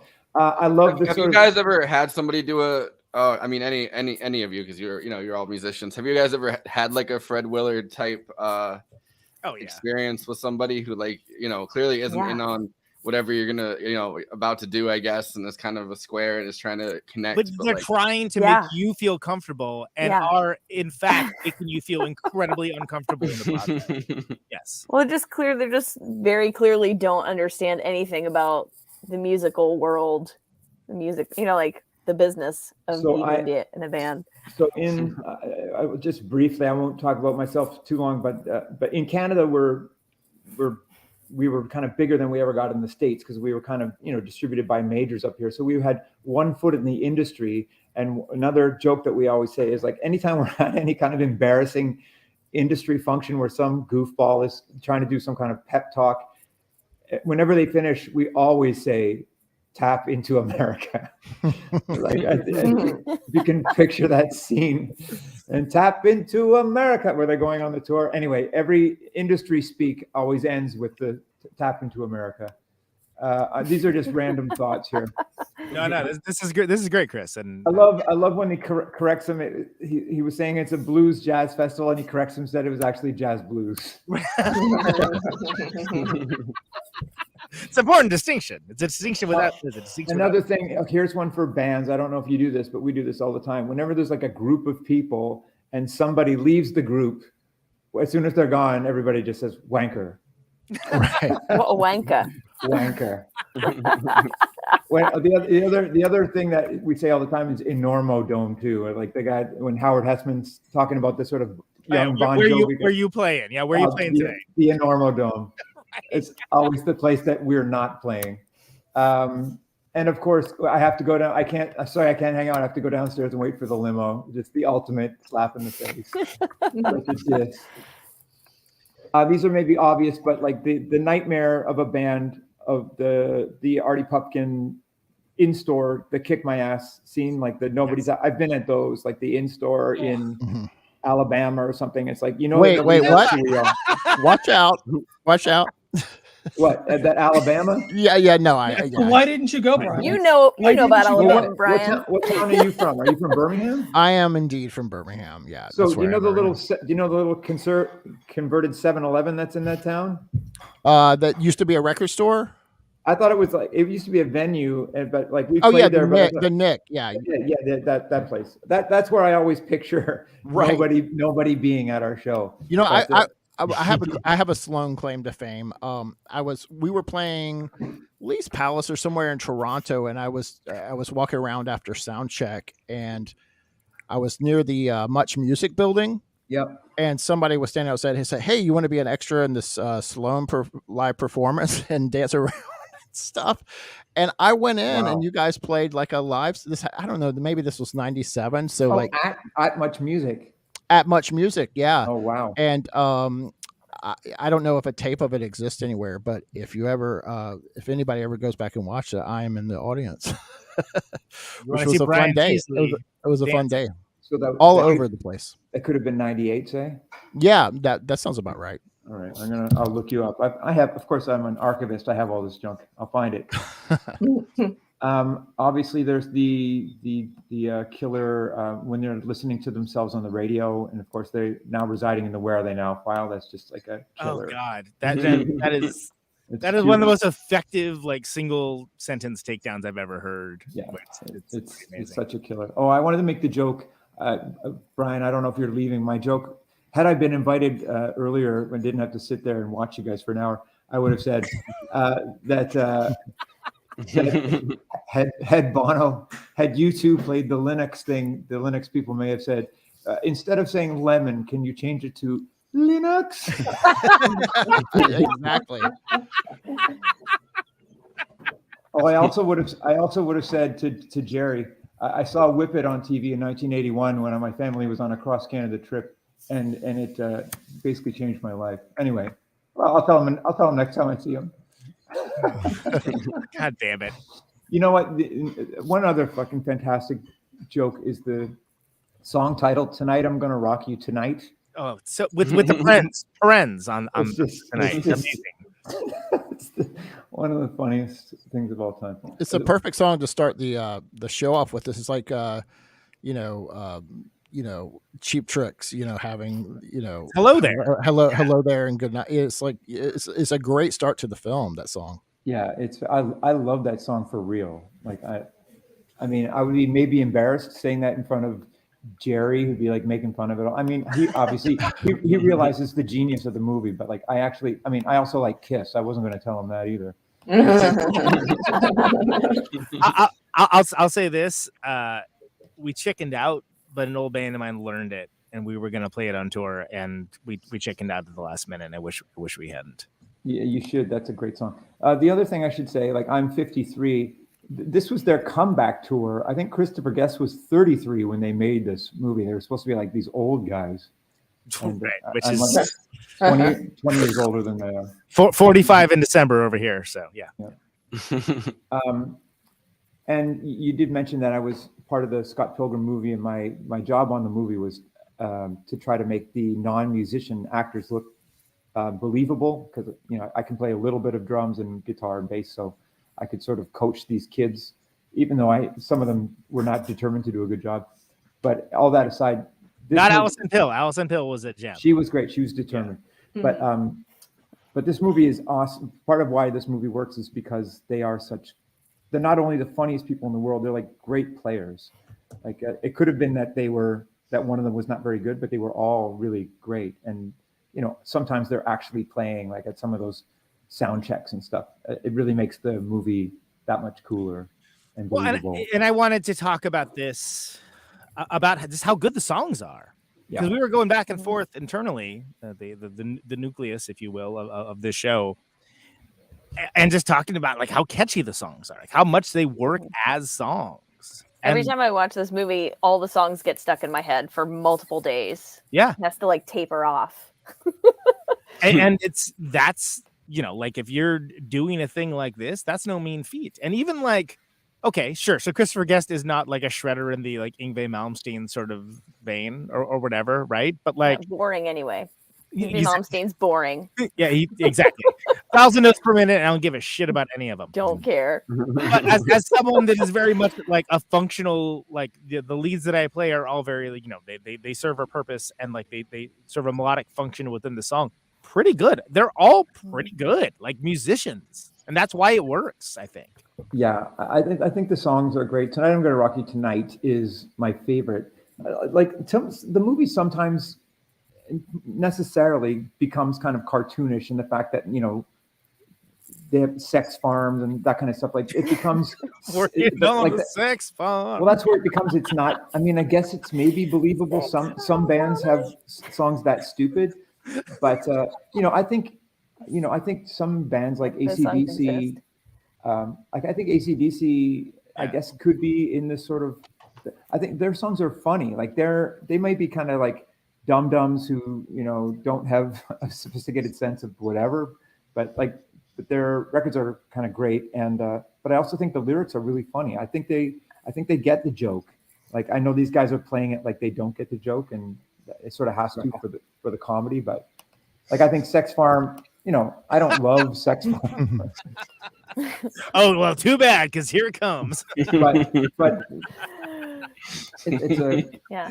I agree. AC/DC does like I don't AC/DC does like their thing, but they do it really well. Like They have their niche and they stick with it, and they execute well. Funny. Like they're funny. Like Bon Scott, the lyrics are really, really funny. Yeah. And even into the Brian Johnson era, I don't go that far. Like I sort of don't know what's going on after like 1983 or whatever with them, but I thought they were as sort of meat and potatoes as they are. I thought that they were actually quite funny. Okay, I don't know how much time we have, and I'm kind of just like talking. No, Chris. Wait, I have this Sex Farm clip to play really fast from their from their back to Spinal Tap tour. I forget that this isn't a benevolent democracy. This is a crossover episode. So sorry, Chris. Go for it.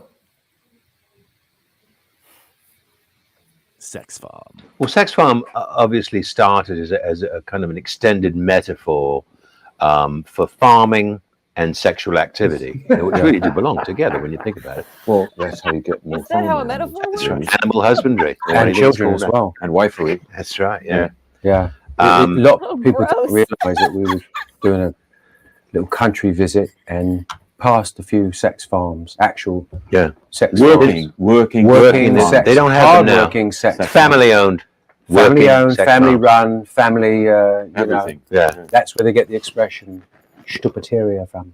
I've never heard that expression. Never heard. That's true. Well, that's where they got it though. In case they ever hear it. They've got pigs and chickens and cows. And they're all doing it. Always having sex and milkmaids. Less said, the better, right? Well, get to work. You hear that? Early in the morning. What's that? It's the female duck saying. How did you learn to speak duck? Well, it's very good. Go to a farm. It takes. There's not a trace of a human accent when you do it. No, it's interesting. It's great. Yeah. But Sex Farm started out as a kind of a straight ahead hard rocker. It was the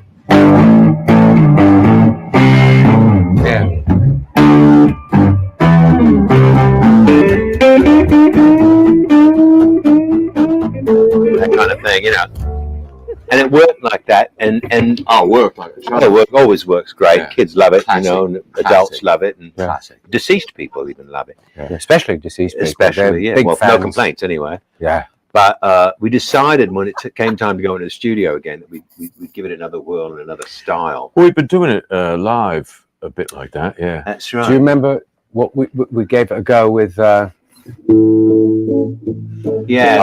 Waltz Time, and it took all these sex. It's hard love. Didn't work at all. No. But we knew we wanted to do something. Two Viennese. Yeah, we wanted to do something really different, and so we went a bit kind of funky with it. Yeah. One.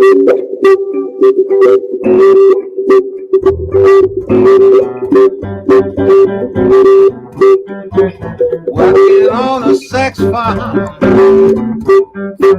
trying to raise some hard love, getting out my pitchfork, poking your head. So it's essentially the same tune. Sung by the same dude. Sung by the same guys. Yeah. And then we'll do a rap section in there. Yeah. 2, 3, and hey, working on a sex farm, trying to raise some hard love, getting out of pitchfork, poking your head, etc. Yeah, goes on. Yeah. Brit pop rap. Yeah, we get to do the percussion parts. Yeah. Which I think is the fun part to do that. Get to do Have that. you ever tried to do it without your hands? You can't do it. Can't do it without your hands. No. It's like being Italian. It's all linear, Yeah. organic, hand, eye, mouth coordination. Yeah. Wow. Can I just say, by the way, a small, ignoble brag? Harry Shearer liked the show post today. Wow. Oh. That made me feel like I'm not wasting my time here. I think it's so insane that on The Simpsons when he was on it, he did both Mr. Burns and Smithers. He's the assistant and the CEO. My children were not they impressed never- until I brought up Wow Wow Wubsy. I don't know what that means. But every episode that's a big Mr. Burns episode always is a big Smithers episode. You know what I mean? He has to do probably so much of that. And Have you heard his Howard Stern? Have you heard his Howard Stern impersonation? No, I haven't. It's astounding. He did it for like I think Saturday Night Live or something. Did you bring a clip, Conan? He did not bring a clip, Erica Strout. No. All right. Chris Murphy, you have the floor. Go ahead. I've spoken already too much, but I've one more story, which is the fact that 10 years after the movie came out, Spinal Tap did like a promotional tour of Canada in one day. So on 1992 on Canada Day, don't everybody yell out, what day is Canada Day again? That's July right. 1st. July, very good. October. Okay. I like apparently know this because of my weird fandom of Canadian rock. Oh, right, that's right. Wait, hold on. Everyone look at the banner, right? Got that? And then thank you. There we go. What's going on? That's my banner work. Oh, it said, what the hell is Andy talking about? And then thanks, Andy. Oh, I thought you were see the way that my head becomes the hair at the top there? Oh, it kind of does. Yeah. It Kind of got the does. Forrest Johnson head going on. You did it on purpose. Screenshot that. I'll try not to. I think I need the blonde on top though, since I have these crazy. My wig's too dark. Oh, Give yeah. it a try. Oh, Move it. You can. hold on. Really Okay. look there. There we go. Oh my god, that's amazing. You can stay there, but I'm Big head. still finishing my story. I want to hear finish it. the Yeah. story. 10 years after, so 1992, they do this tour in a day. So they played in Newfoundland, St. John's, Newfoundland in the morning. Then they play in Ontario in the middle of the day. And then they play in Vancouver in the evening. And they take the rotation of the earth to help them out. But anyway, so Sloan played with Spinal Tap at this show in Newfoundland. So I get to say, even though that this is a bullshit expression to say you shared the stage with someone, it usually means like you never met them and all that kind of stuff, which I didn't. I had no interaction with them, but I get to say there's a feather in my cap that I shared the stage with Spinal Tap. I don't think that many people can say that. And so, and of course they came out. So this is in, I don't know if this joke will work, but I'll set it up, try to make it work. They come out in St. John's, Newfoundland. And of course, the first thing Derek Small says is, "Hello, Nova Scotia." So that was pretty successful. And we were young and stupid. We didn't even own our own gear at that point. And we just had rented gear and we rolled around on the stage and everybody booed, but we thought we were so cool. And, but anyway, so that's kind of the end of the story. I don't really remember that much about seeing them. Patrick, I texted my band members to say, does anybody have any good stories so I can tell? And the only thing that they said is that we saw them without their wigs on, but I don't even remember that. Is their real hair? It is not. It is not. What? My mind is blown. The other thing I was going to say about them musically is that it works both ways in like the same way that a band like maybe this is a too old a reference, but not for you guys. A band like Urge Overkill or something, where they kind of like hipsters like them, but like dummy rockers like it too. They may not, you know what I mean? Like it kind of works either way. Like if you're just like a rocker, you'd be like, hey, these guys look pretty cool. But if you're a hipster, you're like, this is genius satire or whatever. Forrest and Kristina doesn't get that. Erica's on the cusp, but the rest of us get it. Right. Well, they kind of became a parody of what they were starting out as themselves, even like the Urge Overkill. And then they put out that career-ending record. What was it? Conan, was it like? Oh God, I remember. I mean, Exit the Dragon, something. Coming up next week, Urge Overkill. Oh, right. Oh, okay. No, that's. Well, they looked great. Like they did. Exit the Dragon, right? Is that what it is? Yeah, I think so. Oh, maybe. I love career-ending records, Which sounds like a Spinal Tap record, frankly. Right. I mean, it's up there with Intravenous de Milo. Shark sandwich. How have we not talked about Erica Strout? Hold on. I'm going to feature you. How have we not talked about Shark Sandwich? Can we talk a little bit about Shark Sandwich right now? Yeah. What do you want to know about it? Is that the best 2-word Ender review of all time? Do you think? I've never gotten a 2-word review. I don't remember reading any either. So yes, I think it's the only one I know of. So by default, yeah. But I'm trying to think of a better one. I can't think of anything that would be funnier. I have one, but it's clearly a reference to that review. Is like there was a band, like some like shitty kind of like Guitar Institute of Technology band called GTR. Do you remember this band? GTR, like guitar? No, like guitar. Oh, yeah, I've heard of I don't know why that sounds vaguely familiar. Yeah. So maybe you'll know where this joke is going. So their one-word review for GTR was just SHT. By the way, CD and Paula Wave knocking off from the show to go to sleep to see SLOAN tomorrow night. You're playing. Is that Nice. Are you playing Navy Blues? Is that We that are. Yeah, we are. Well, no, Are I you- didn't think GTR was. Yeah. I mean, Are you giving me a plug? Yeah, we're I playing. am giving you a plug. We're Yeah. playing in Toronto tomorrow. We're playing all of our 1998 records. So Brian, you better get up there and dance on the stage. I'll be there in the audience. Just through has it been, is it a good what would that be? Do you have a hologram? You must. You're a technology guy. Yeah, we can get it worked out. Beam me in. Banner Astro-Man thing, right? Yeah, you got holograms. Was Yeah, that the whole tour of that. you want me on stage with SLOAN? I could be like your Baz or like the Mighty Boston skanking guy, or you know, you need. Ooh, I think it's a COVID denier, by the way, not to get political. But Oh, really? Well, is? I'll wear a mask. I'm not a COVID denier, but You know what? Yeah, not Skanking- Brian. The skanking guy from Mighty Boss Tones is a Skanking guy COVID from denier. Yes. You know, one of- Skanking guy. I don't know his name. I don't care. He's got a big voice too. He's got a big Twitter following. I bet the One of skanking the- guy from one of from, those. uh, I'm sorry. One of those British magazines, like Q or not, or one of those things, had like the top 100 entertainers of the 20th century, and like Bez was in there at like number 55. Or something. It's like right above like Frank Sinatra. Or something. Right. So fucking stupid. What, like seriously, what if like okay, so you're at a bar, right, and you're hanging out, you're talking to people. What do? Oh, the guy that dances around. I for dance Happy around. Mondays. I give Sean Ryder drugs and dance gonna around say. him. Right, exactly. Well, I remember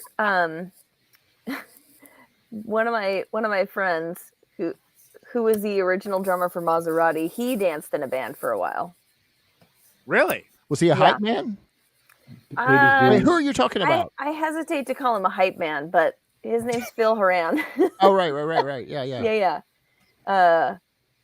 Yeah, I can't remember the name of the band now. Oh, I can't believe that's escaping me. But yeah, he was a dancer, and I was like, like he was he's a good dancer, but I'm like, you're wasting this man's talents because he's not the drummer. And I gotta put my head back in here. He's not the drummer for your band, right? But anyway, yeah. I'll just say I can't get it right. Just for general, less of a musician nerd thing. Like, what do you guys think of the sort of diminishing returns of the sort of I know I guess we're not supposed to say mockumentary, but just for simplicity, the mockumentary, the sort of Spinal Tap, Guthman, Best in Show, Mighty Wind, like. Yeah, Best in Show I fuck with. Best in Show I think is fantastic and amazing, and then Mighty Wind is a serious step down. And then like what for your consideration, I watched that finally this year. I thought it was fun. I'm a Guthman guy. I love it. I reference Waiting for Guthman or Waiting for Godot. I'm a Guthman. I vote for Guthman too. I think I proposed doing the movie Night Extravaganza, an episode of that. Yeah. I know Brian was saying, you know, there was like the Ruddles movie and even Hard Day's Night, where it was almost mockumentary style before this, but it really like this section of the video store, like mockumentary, like all the TV, like all The Office and like all that shit, like it's hard to remember. Like I'm so tired of that sort of talking heads thing, but like this was really the sort of ground zero for that. I know there were before, but it's hard to remember how different this was. It was so funny and just blew me away, the language of this movie. Yeah, that's so done now, overdone, but you forget just how special this was when it came out. You know, there's a film that's more Spinal Tap than Spinal Tap that I will say, and it's my favorite. It's my favorite like rock making of a record documentary to watch. Steve Albini calls this film "How Not to Make a Record," which is I know what this is. Some kind of monster. No, it's not some kind of monster. It's the one where they're making the Black album called "A Year and a Half in the Life of Metallica."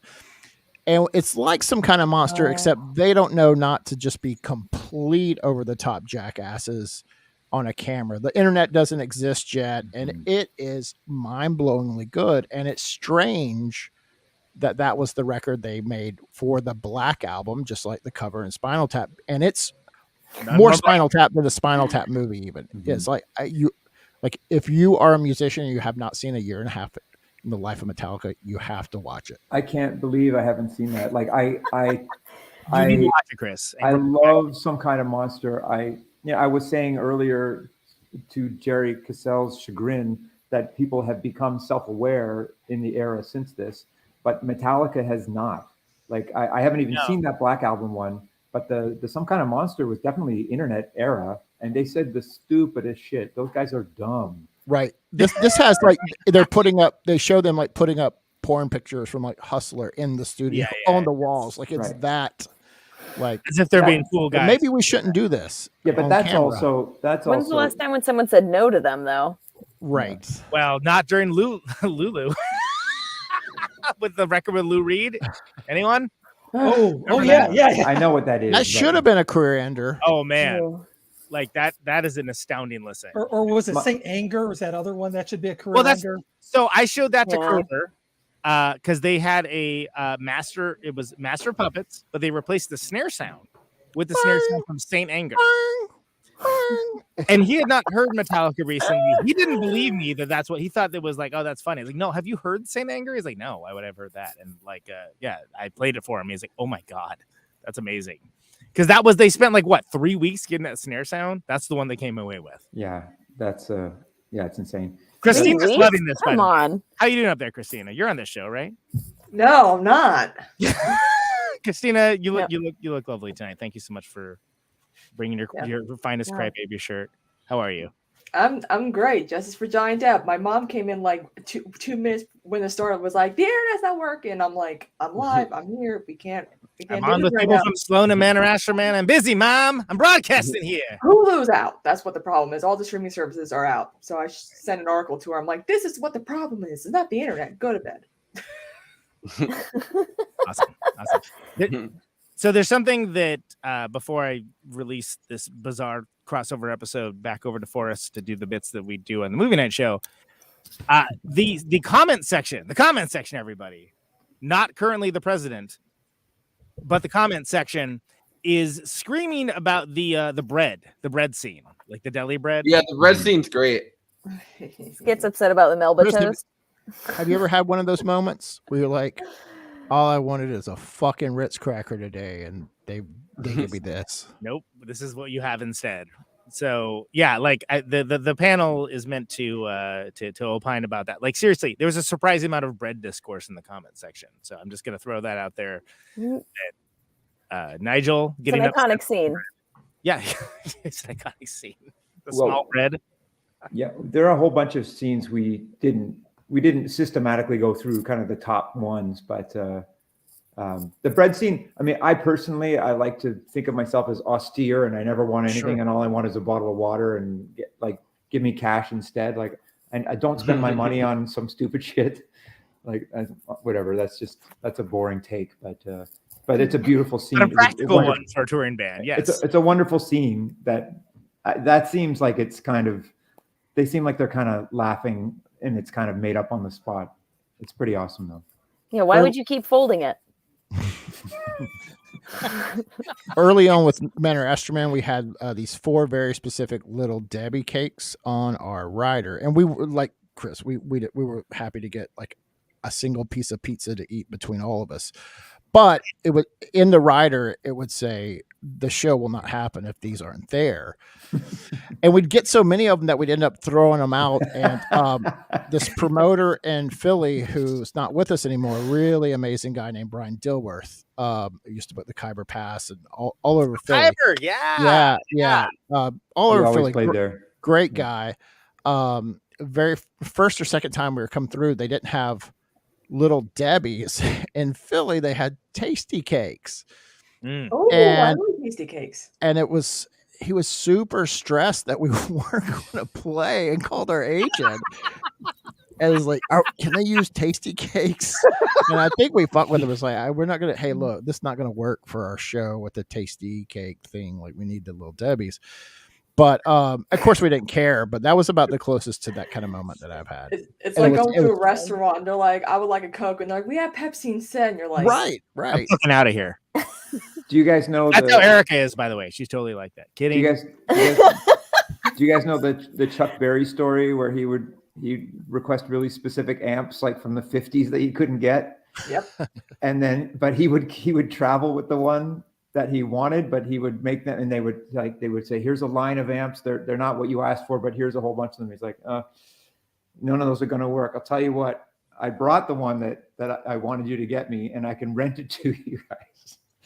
Anyway. Well, wow. The whole Van Halen thing David Lee Roth said was to make sure somebody had read the writer. And I think that there's actually a validity to that. I think that's the Brown M&M's thing, right? Yeah, I agree. Just burying it in the technical writer or whatever. I don't know. Did anybody else see that show, Sex, Drugs, and Rock and Roll? Yeah, on FX or whatever. Yeah. They had one episode where it's more of a lifestyle. Apparently, the band that Dennis Leary was in had one hit in like Switzerland or something, and they had to fly out and do this big show. And so they decided to have this insane writer with all these different things. And he ends up taking acid before the show, and the snake gets loose that he asked for in the writer. Clearly, as one does, yeah. Well, let's remember that if you have the sex and the drugs, you don't need the rock and roll. Yeah. That's rock and rolls. I pretty much only concentrate on the rock and rolls. That's my problem. Are we getting the letterbox? Yeah. Let's do the letterbox one-liners. Conan. Andy, did you have anything else to that story? No, it was just, but the thing is that like the fun thing about the episode is Dennis Leary's character is like this autistic person when it comes to rock and roll fact history. Mm-hmm. And so like he's always talking about everybody else's writer. And they wanted to make like the most extreme writer of all time. So it's kind of fun if you like that kind of trivia. I would like to see that. All right, sounds good. So here we are, folks. Here we are. It is time once again for the most famous of famous bits, which is the Letterbox one-liners. Letterbox, of course, a open source democracy where everybody, not just your Siskel's, not just your Eberts, get to have their say about a film, whether that's films they love, films that they didn't love, films that they were baffled by, films that they are strangely horny for. All of these things are put together most eloquently, for the purposes of this show at least, as a one-line review, a one-liner, if you will. A one-liner. People working their tight five, right? And that is what the bit is. These are letterbox one-liners for This Is Spinal Tap. Forrest, let it rip. Drummers be like...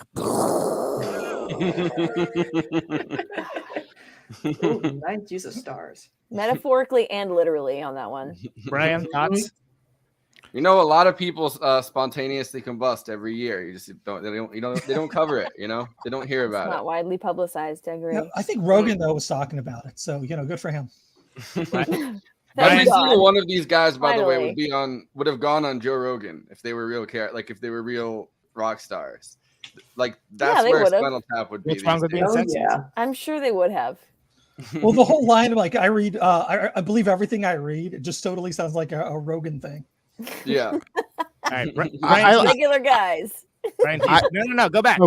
You're going I was going to say I just like that in this scene. Christopher Guest uses the word globule.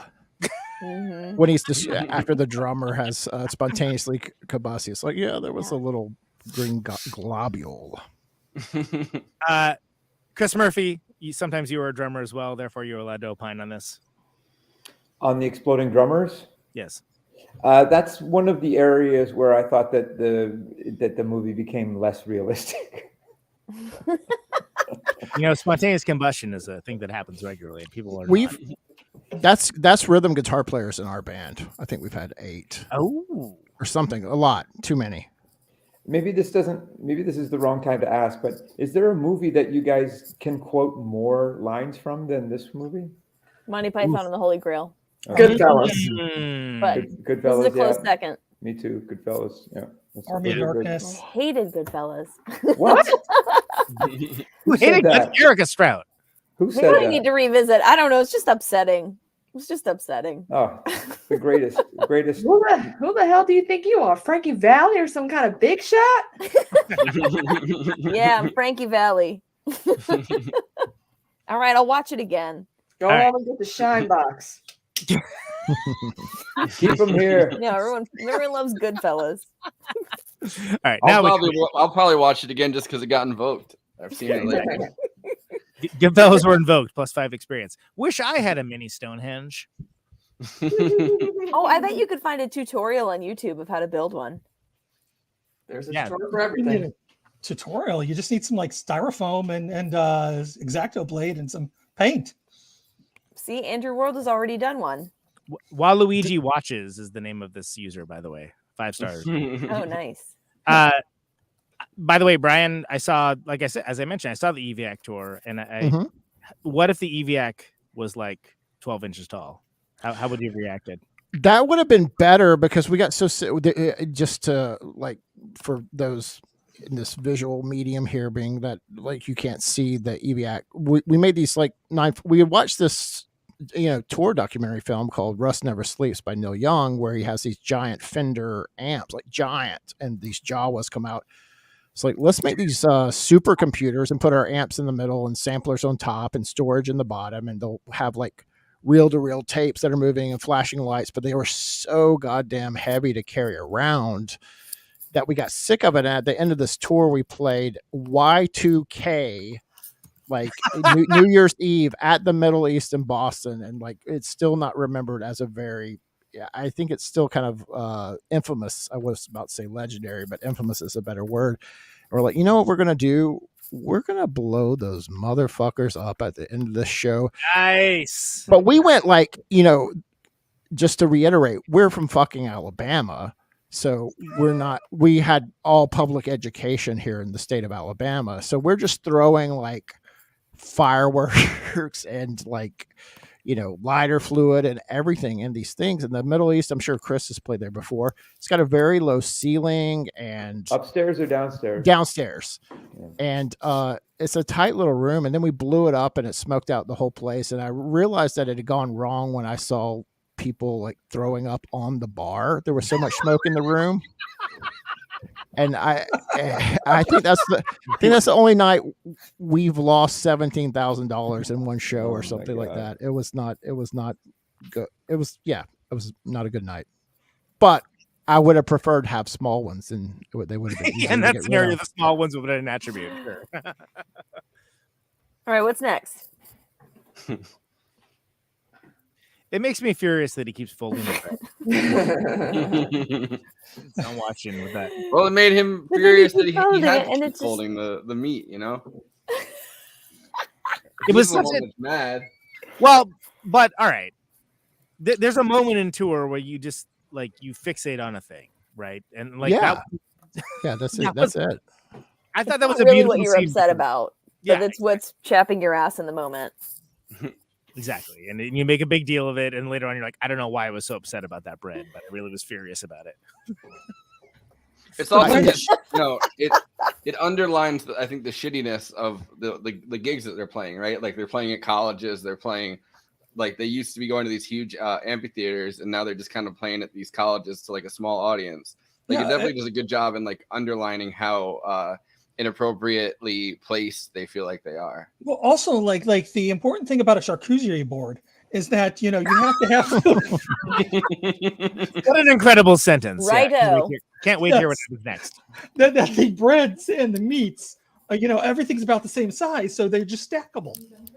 This is charcuterie 101. So it's a mind fuck when you have different sizes of things. Like how does that work?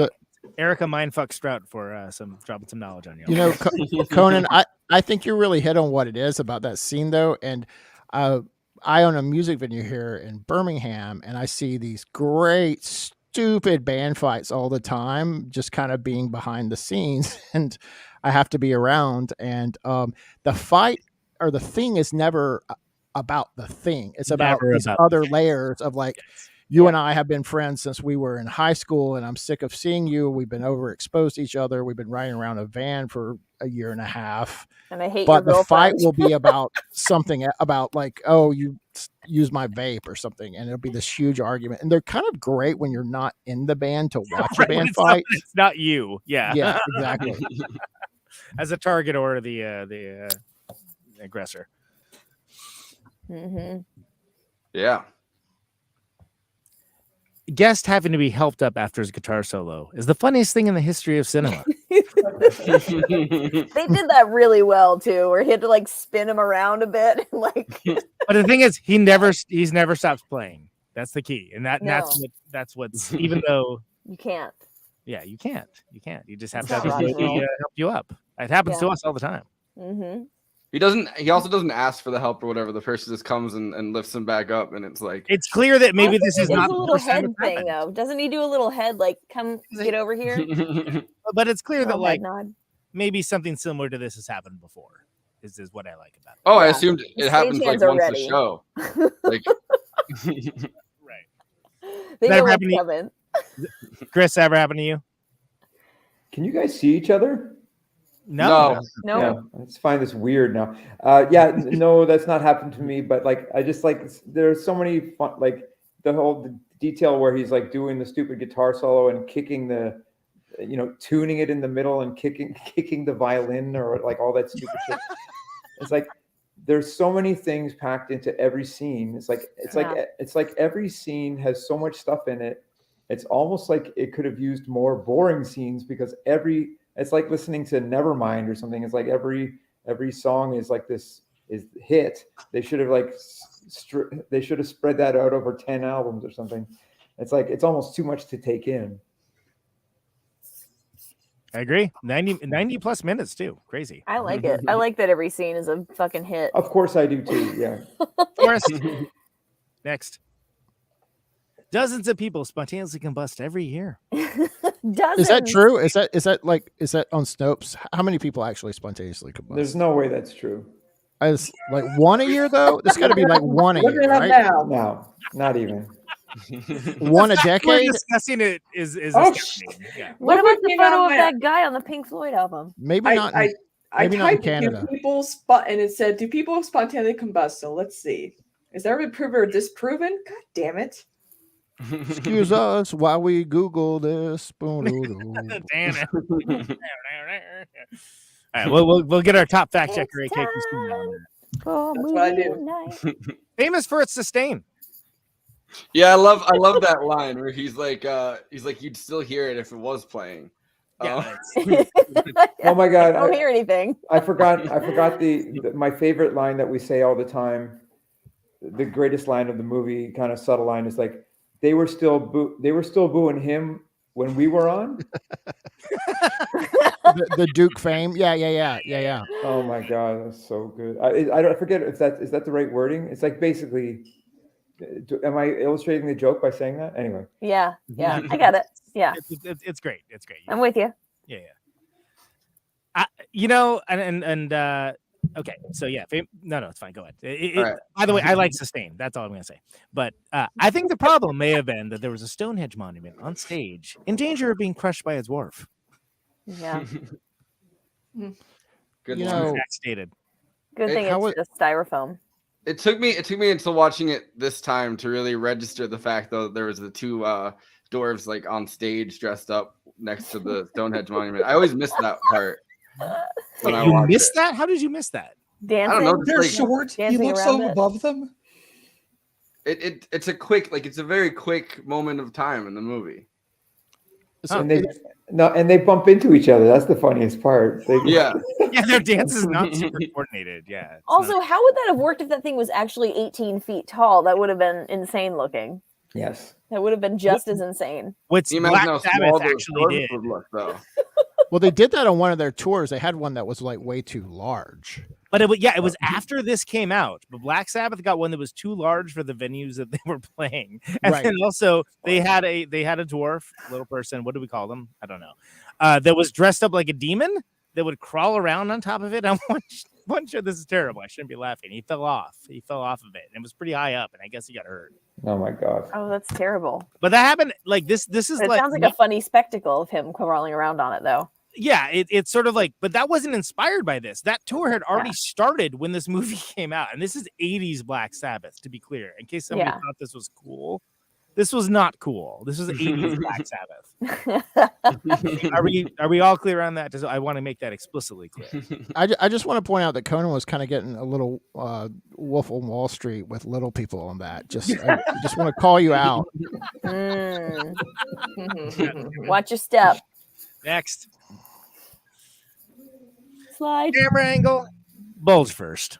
Yes. The cucumber. I mean, I think they could have even gone a little bit, like, I think they could have padded more. Oh, yeah? You do? Yeah, I think so. Yeah. All right. I mean, they weren't like Bowie in Labyrinth. They could have been. They could have been. I mean, that's like the gold standard of Bulge. That is the gold standard of Bulge. You're right. You're not wrong, Andy Wood. You're not wrong. I do like, though, what's the line? He says something, he makes a weird thing about like how it's like an aardvark or something in his armadillo. Armadillo. Yeah, he's like, please, sir, armadillo. Yeah, that's a deleted scene. That's a deep cut. That's what? In the armadillo. No, oh, is it in the movie? Yeah, it's in the movie. There may be some deleted scene where he talks about it too, but it's right, definitely in. So why does he? There again, public education in Alabama. Why does he put aluminum foil around it just to keep it from being cold on his leg, or what? Because of the condensation? I don't know. I would just, I mean, there again, I would just put the cucumber in and not worry about the tinfoil. Kristina, can you open if up? You're going through a metal detector. Kristina, can you open up an incognito window and search for that, please? No. I've never kept a vegetable in my pants, so I can't speak to it. The weird thing is there's got to be a precedent for that. This got to be pulled from some story or hearsay or something. Rod Stewart or something, yeah. I mean, it might just be so that the metal detector goes off, though. Like, you know what I mean? Like, it's a device. I mean, men wearing tight pants like that was like, I mean, through the 70s and into the 80s, like that was a thing. So like, it makes sense to me, even if it wasn't pulled from a real life thing, although it easily could have been. Exactly. Kip Winger's the one I'm thinking of. That's got the, as I often do. Right. Next. You can't really dust for vomit. That's a good line. You cannot. Whose vomit was it? No. If that was a first time ad lib, that's as gold. Yeah. Yeah, he's laughing. They're laughing. Yeah. That's it. Nothing more needs to be. No commentary for that one. Who all actually like died? Like Bon Scott, Hendricks, Janis Joplin, right? Janis Joplin, right? Mama Cass, Bonham, Mama John Cass. Bonham, Yes. John Bonham. Bonham. Yes. Jim Morrison. Bonham, yeah. It's a lot of death by vomit. Those are all older folks too. Like I wonder what's. Well, a lot of times it has to do with. It's like quicksand. It's not really a thing anymore. A lot of times that's to do with the barbiturates. They would take barbiturates and they would drink, and it would depress their nervous system, so they couldn't wake up. And then when they threw up, they couldn't wake up to save not themselves. choke. Yeah. Yeah. But people do that shit now. I bet. I bet you're right. Yeah, but I mean, people do that. People do that with like OxyContin and stuff like that. But because people throw up from that. But it's like it was a specific problem, I think, with the barbiturates that like people used to be prescribed. Gotcha. Yeah. Okay. I'll allow it. I think even like Judy Garland died from something like that too, and like a bunch of celebrities did. That's the only reason why I know about it. No. Judge Erica Strout. Poor Judy. Brian Johnson was going to replace Judy Garland in The Wizard of Oz. If she lesser known rock and roll tidbit. Yeah. God damn it. Okay, next. May I start by saying how thrilled we are to have you here? We're such fans of your music and all of your records. I'm not speaking of yours personally, but the whole genre of rock and roll. Yeah. Classic Fred Willard. What a king, man! Like what a like best in show too. Every millisecond he's on screen is astounding. Yeah. Stargate SG-1. I feel like Jason Bateman in Dodgeball was just like doing his damn best to do a Fred Willard impersonation. And good on him for attempting, but nobody can touch the king. Yeah, I mean Jason Bateman's likable, but yeah, Fred Willard was Jason the Bateman's master of great. what he did. Fred Willard. What a shame. Like what a genius. Like he was. How long was he on screen? He had I'm getting a little shaggy up there. People are gonna mix us. Think I'm in the band. Have you heard of? Yeah, it's literally 2 minutes. Jackson, he disappears from the thing. I think once he says the thing where he's like, "Oh, play something that I can dance to," which you know that they're about to play something that everyone is gonna find absolutely abhorrent. Lo and behold, it is. He was, and that's I think the only reason why the Sex Farm song works at all is because they're playing it at that place. You know what I mean? Like where it's exactly. Right. Not the ideal audience, we'll just charitably say. Yeah. I feel like so many movies have ripped that bit off too. But they're inferior. I mean, it's the setup. Oh, by the way, the setup on that is so astounding. Like the setup and the payoff is fantastic. It's very also. I feel like Sacha Baron and Cohen like ripped that bit off so many times, but then did it with an actual audience. Yeah. More balls, perhaps, but yeah. I watched Space Force recently, and Fred Willard playing, I think it's Steve Carell's dad. In that, like he even just being I mean, you can tell he's very old. You can tell he's kind of frail, even though he's acting anyway. But like, well, he made it to like 90, right? Just like, yeah, I mean, it was still fucking hysterical. Last one. 11 out of 10. Oh, okay. So nice. This was like, and I only thought about this when I watched it to refresh for this episode. But when I think about like those moments when you're at a show and you're talking with somebody and you very suddenly realize that they have no idea how gear works. Right. Yeah. Totally. Especially when they're like well-known musicians, it's very shocking. I was showing somebody how to use a wireless mic one time, and they looked at the bottom of the mic before the PA was on and said, "Where'd the sound come out?" Oh, like it comes out of the. It's like it's not a megaphone. Ooh. So yeah, I've been there for that kind of stuff. Yeah. Oh, I'm sure. But the whole this one goes to 11, or the concept of 11 being more than the top, like that's right. Oh, these ones go to 11. One louder, right? But these make 10 louder. Well, these ones go to 11. Well, the scene itself is great, but it's just like it's in the lexicon. Like that is everybody knows. Everybody knows that reference. Like my kids know what that is. Right. Exactly. It's in the miasma of popular culture and humanity. I don't know if anything more than that is more in the lexicon from the movie. Is there anything else I'm forgetting? That's got to be it. I mean, even that is it. That's the first thing I ever heard. I felt guilty about saying that this show has now gone to 11 when I announced you being on the show, Chris Murphy.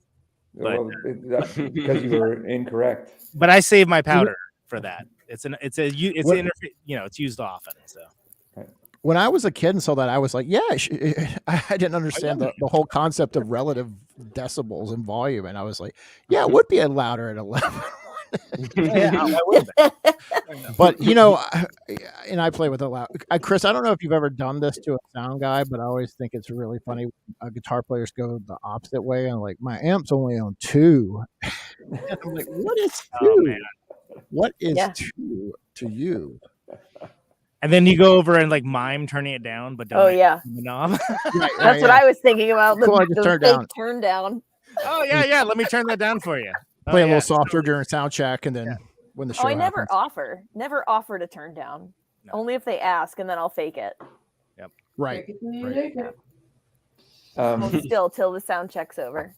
So there you go. Those are the right. That's it. Right, Forrest. That's That's the last one. Those are the letterbox one-liners for This Is Spinal Tap, the incredible Protonic reversal, moving extravaganza crossover episode.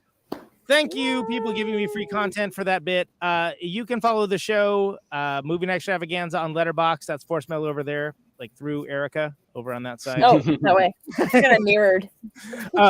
And of course, Erica Strout, Stratocaster. She's on Letterboxd as well. J. Andy World.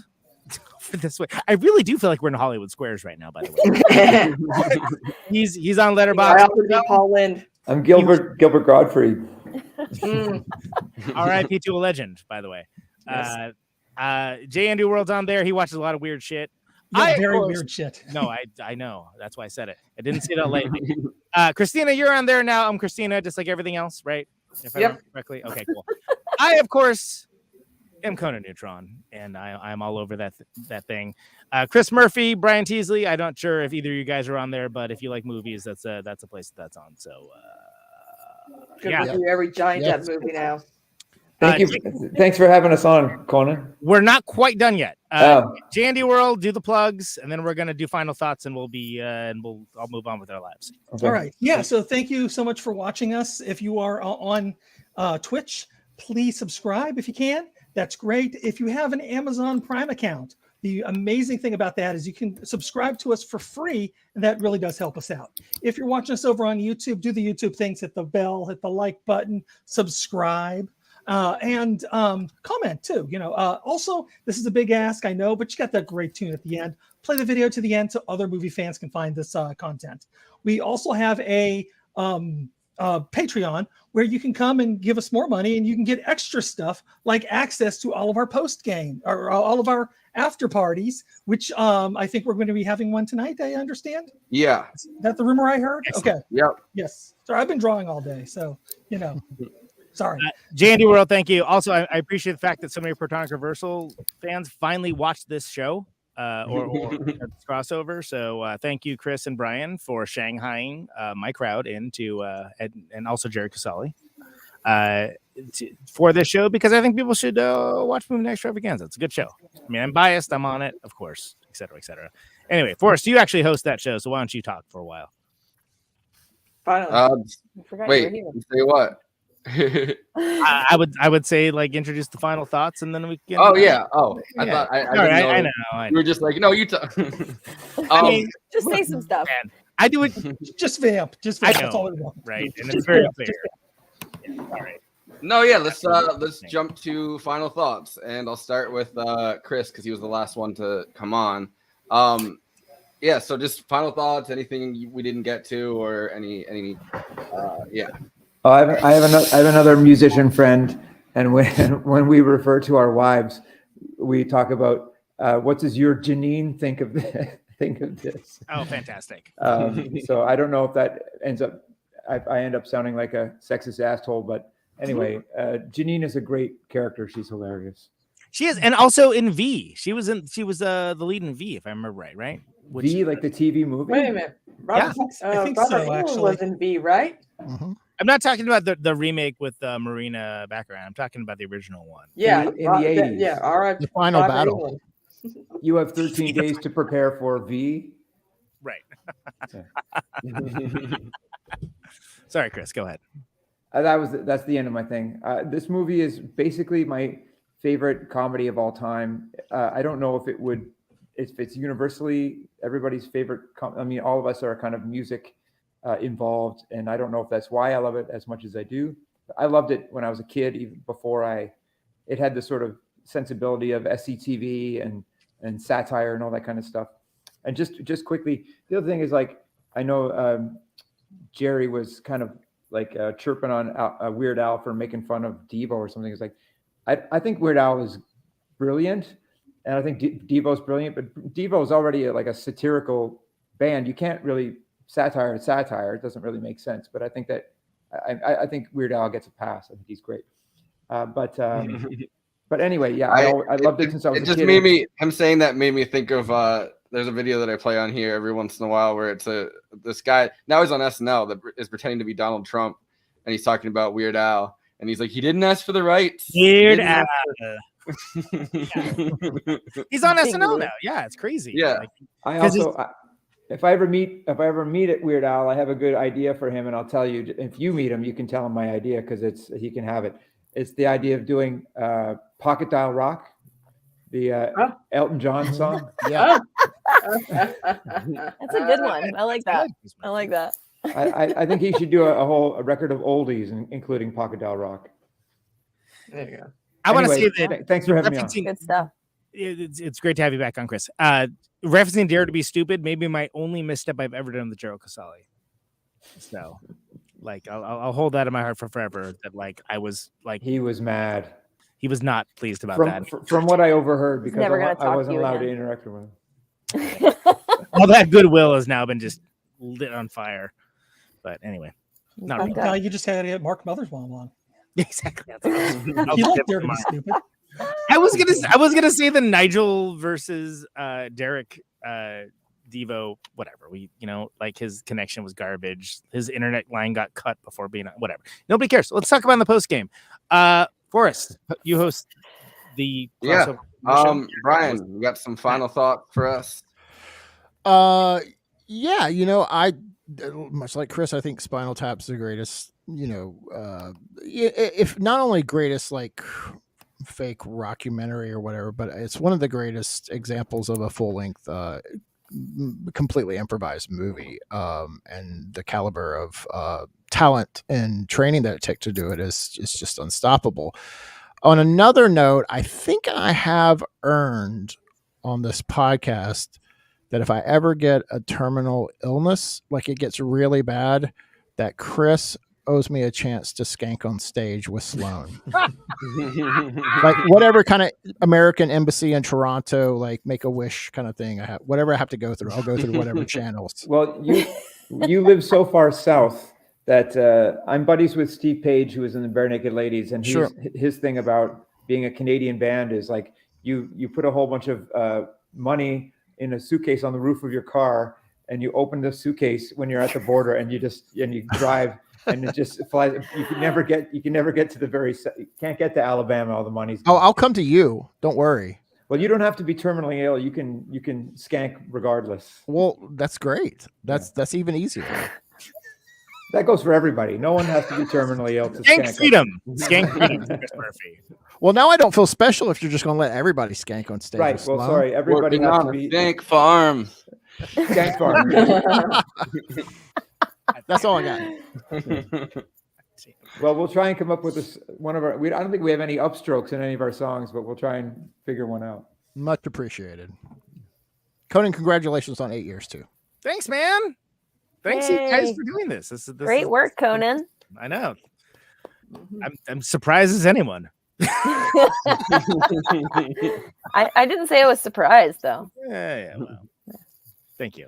We'll have a drink to celebrate on the after party. Exactly. You thought it was loose before.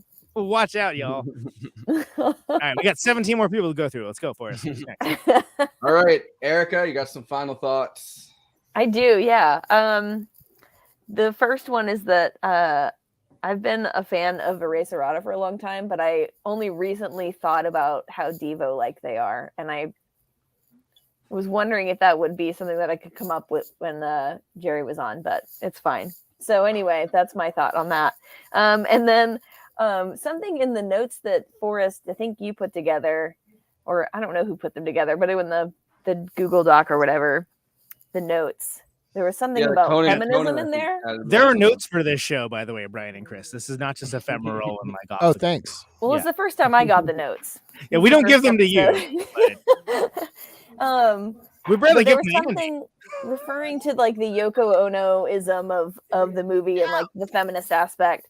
And I'd never really thought about it when I watched the film before, because it's such a likable, hilarious film, and I don't fault it really on these points, but I do feel like I noticed the stuff with that frame in mind. Yeah. At the time, I don't think I would have expected them to think about this aspect of it or like bring these points in. But like, while Janine, I agree, she does a great job as the really annoying girlfriend who tries to like weasel her way into like managing the band or whatever she's, whatever her end game is there. But I do feel like they don't really like talk about or touch on or demonstrate the problems with the whole Yoko Ono like persona and like stereotype, which was, I mean, from what I understand, like pretty much completely fabricated. And I wish we had had more of a chance to talk about it that wasn't just the final thoughts, but yeah, no, I don't want to like derail us, but well, I wish that you didn't have to like use your final thoughts to mention that, because whatever, it's chill. Well, outside of that, let me interrupt the woman about this. Yeah, great. Yeah. Yeah, why don't you explain it, Conan?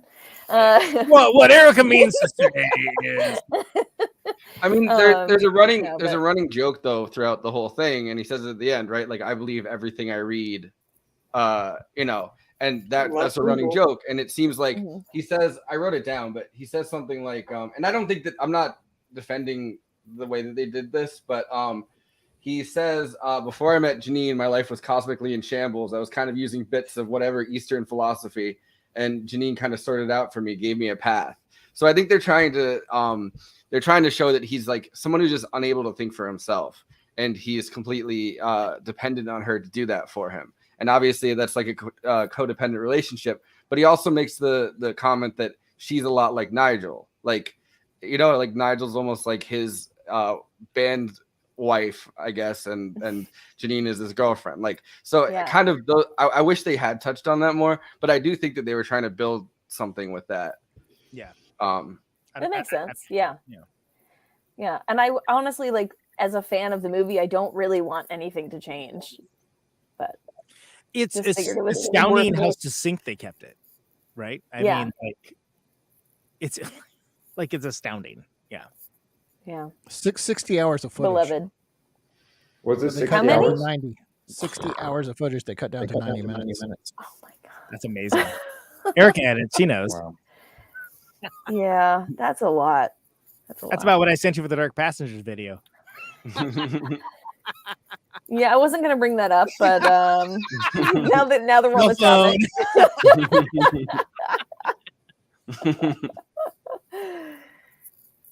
Was that it? Sorry, we like 17 dudes talked over you the entire time, but yeah. I'm resisting the urge to say that's okay. I'm used to it, but no, just that. I mean, it's a really beloved film, and I think it's like kind of like Princess Bride too, which I know has some overlap based on like the people who made it and some of the actors and everything, but it's just like it just seems like this perfect moment where like these people came together and just everything gelled, and the synergy of their creative energy all together was just like kind of magical. So true. I love it. I'm done. Thanks for listening. Forrest is checking his Twitter right now. Oh. Kristina, you got some final thoughts to add to the mix? I wish Spinal Tap was a real band. That's it. All right. Wait, they're not? That was actually one of the things when I was doing looking back on like research in the film. It was like a lot of people were confused and thought they were a real band. And I'm like, what? But then I'm like, oh, it's the husband of Jamie Lee Curtis. Oh, like I was like, man, they had me fooled. But did they not play Wembley, or did they not? I mean, the tour they that did play. They went out and like were a band too. Like after the movie. Yeah, it sounds like they did do some of that. Yeah. And did they make a second record? I don't know. Can we get our fact checkers on that? IRL? I don't know. They're a bit like that Mickey Dolenz line about like how the monkeys are like a fake band that became real, and it's like if Spock became a real Vulcan, and I just imagine. Another funny thing they did was like I don't know if it was like for an anniversary or like when the DVD came out or something. The joke was they were putting out a commemorative calendar, but it was a colander. Commemorative colander. And they're like, no, they just spelled it wrong. Fantastic. I love it. I love it so much. All right. 17 Conan? more people to go. No, wait, did Brian go? Brian's going. Wait, I'm going before Brian. Brian went. I did. We're to you, shit. and then There's like 20 more people to give final thoughts. Only 20. We're so close. The comment section. Look, this is one of my favorite movies of all time. When I thought of the kind of movie they wanted to do, the so far first and only crossover between my show, Conan Protonic Versal, and Moving Extravaganza, this was such a clear, far and away top shelf pick. And I'm overjoyed that some people that like listen and watch this show have checked out the other show now. almost force fed it, if you will. And I'm doubly overjoyed that Brian and Chris and Jerry humored me in my weird, hey, it's been 8 years of doing this show. Let's do something completely different, also objectively insane. Very Spinal Tap-like in that way. And the last thing I will just say, because I think we've said it all during the course of the show, is it's a fine line between stupid and clever. It is indeed. Andy, final thoughts? I don't really have too many final thoughts because everybody kind of said them. Final but I did want to make a couple of corrections. Final thoughts. Yes. Final thoughts. That David Mallet actually directed the Ashes to Ashes video. I thought he said David Mamet. I was so shocked. He said two, and that's. I think he did. He was confused. Yeah. So I heard David Mamet. It's David Mallet. Who's actually a British guy. Spinal Tap Ashes are for closers only. Spinal Tap Ashes has be closing 3 real albums. This is Spinal Tap, Break Like the Wind, and Back from the Dead. I forgot about that one. And then they got a bunch of singles too that they've put out over the years. So, like Christmas with the Devil. Good stuff. Who can forget Christmas with the Devil? Yes. Christmas with the Devil. I mean, it's no intravenous DeMilo, but it works. Yeah, School Bitch went to number 35 on the UK charts in 1992. So there you go. And finally, that woman was on V. She was not the lead, but she was the rival of Diana, the main villain. So she was a reoccurring main character. I remember she was on V. I remember that very Yeah. It was the correct age group to remember that. Thank you. All right. I think that's everything right there. All right. Said it all. Well, my final thoughts are every movie in every cinema is about death. Death sells. Try to imagine all life as you know it stopping instantaneously and every molecule in your body exploding at the speed of light. Total protonic reversal. Protonic reversal. Protonic reversal with your host, Conan Neutron. Broadcasting from a secret underground lair in Milwaukee, Wisconsin. A gigantic middle finger to everything that is rock about music, rock and roll, and corporate power. Thing is, though, if you don't laugh, you're going to go on a killing spree with sharpened nails. Confidence of a hero or a fool. I wasn't exactly certain which. Could not be more professional.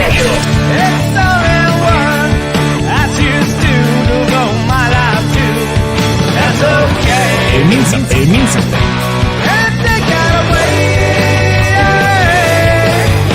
You know, that's my take on it. What's yours? Protonic reversal. That's like a science thing, right?